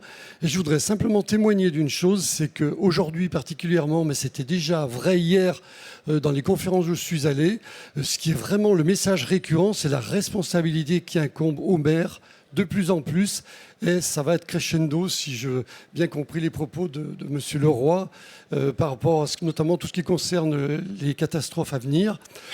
Responsabilité, ça veut dire en face qu'il faut des compétences. Et c'est une vraie question. Alors, elle est un peu effleurée de mon point de vue, l'histoire de la compétence et des expertises nécessaires à un maire qui prend ses fonctions. Ça a été un peu dit. Alors, quand même, je me dis, quand un maire prend ses fonctions, j'espère qu'au moins il soit un peu enquis en amont de ce qu'il aura assumé comme mission. Et en tout cas, c'est d'autant plus vrai ensuite par la formation. Alors, pour la petite histoire, hier, ça a quand même été, la question était soumise à Madame la Ministre, qui a réussi à s'exonérer de la réponse par un concours de circonstances. Mais je voulais simplement dire que, de mon point de vue, et pour la petite expérience que j'ai, la question de la formation des maires et au-delà des conseils municipaux, des adjoints, en termes d'animation d'équipe, de gestion de projet, à mon avis, elle est décisive pour l'avenir, parce que être maire en 2024 et en 2026, puisque c'est l'échéance, ça n'a pas grand-chose à voir avec devenir maire en 1960. Voilà. Merci beaucoup, monsieur, pour cette prise de parole. Monsieur, on vous écoute. Oui, bonjour, Luc Chavassieux, donc maire de la commune de Chaussan, donc dans les Coteaux du Lyonnais, dans le département du Rhône. Et nous avons subi, alors nous très peu, mais on a participé, j'ai envie de dire, au phénomène d'inondation dont vous avez parlé, évoqué tout à l'heure sur la Haute-Loire, l'Ardèche, la Loire et une partie du Rhône, et en particulier sur la commune de Givors. Et on est bassin versant sur ce sujet-là. Et moi, je voudrais revenir sur ce phénomène d'inondation, sur le fait que je pense qu'on a quand même évité le pire, même si les dégâts sont énormes sur les communes concernées. Mais il y a quand même un certain nombre de travaux qui ont été faits en amont, en particulier sur le Gier, dans le département de la Loire, qui ont certainement évité d'avoir des victimes. Ça, je voudrais quand même le signaler. Dans la prévention des risques, c'est quand même important de ne pas l'oublier. Et c'est là où je voudrais rebondir sur la deuxième chose, c'est qu'on a également un bassin versant sur notre secteur qui dessert une autre commune qui a été inondée, qui s'appelle Brignais. Et sur ce bassin versant, il y a des projets d'écrêteurs de crues qui existent. Vous savez, moi, j'ai fait une première partie d'élu jusqu'en 2008. On en parlait. Je suis revenu en 2020, on y est toujours. Et c'est cela, les lourdeurs administratives, elles sont juste impossibles, parce que là, on n'a plus le temps. On n'a plus le temps, et je comprends qu'il y a des enjeux écologiques, bien évidemment, il faut en prendre en compte, mais franchement, essayons d'être tous responsables. Voilà, merci monsieur, prenez le micro, passez-le à votre voisin. Oui, bonjour, Pierre Costi, je suis adjoint au maire en charge de la résilience et de la gestion des crises à Palaiseau, une ville sous-préfecture de l'Essonne, 38 000 habitants. Donc j'appartiens au groupe de réflexion qu'animent Eric et Sébastien. Donc je souscris évidemment aux 5 priorités. Je voulais juste mettre un focus sur ce dont on n'a pas parlé aujourd'hui encore. C'est le triptyque entre la modélisation des schémas d'aménagement hydraulique, les papiers d'intention et les papiers complets qui sont censés prévenir et anticiper. alors qu'on raisonne sur des durées de 5 à 7 ans et que, évidemment, le périmètre d'intervention ne tient pas compte des rétextes qu'on peut faire sur les inondations précédentes et oublie un certain nombre d'habitants dans la modélisation. Et le troisième élément du triptyque, c'est évidemment le fonds Barnier, dont on annoncerait qu'il diminuerait alors qu'il faudrait le multiplier par 3 ou 4. Donc se pose le vrai problème du périmètre et de l'exhaustivité des territoires pris en compte à travers la modélisation très en amont, des syndicats hydrauliques quand ils existent, et surtout de tenir compte des expériences précédentes pour effectivement anticiper les financements et les travaux qui restent dans un papier complet à la charge de l'habitant. Donc les diagnostics du papier d'intention donnent l'impression qu'on va les aider et qu'on va prévenir la future crue en termes d'inondation, et derrière, les travaux restent à leur charge. Donc on se mord la queue parce qu'à un moment donné, c'est beaucoup d'argent tout ça. Merci monsieur pour cette prise de parole. Il nous faut refermer la discussion malheureusement. Mais puisque monsieur vous citiez à l'instant votre participation au groupe de travail dédié à l'AMF, eh bien si vous êtes toutes et tous investis et motivés, n'hésitez pas à vous porter candidat à la participation de ce groupe de travail et à vous rapprocher de Stéphanie Bidot en charge de ces sujets à l'AMF. Merci, des applaudissements pour l'ensemble de nos participants, que je remercie de leur participation active et de leur implication sur nos sujets et sur ce forum. Restez avec nous puisqu'à suivre ici même, place au point info jusqu'à 12h30, en compagnie, levez-vous, de Stéphanie Bidot, qui est en charge de la gestion des risques et des crises à l'AMF. Il y sera question notamment des plans communaux de sauvegarde et des plans intercommunaux de sauvegarde sur la préparation à la gestion de crise. Merci de votre attention, restez avec nous et bonne suite de congrès à toutes et à tous.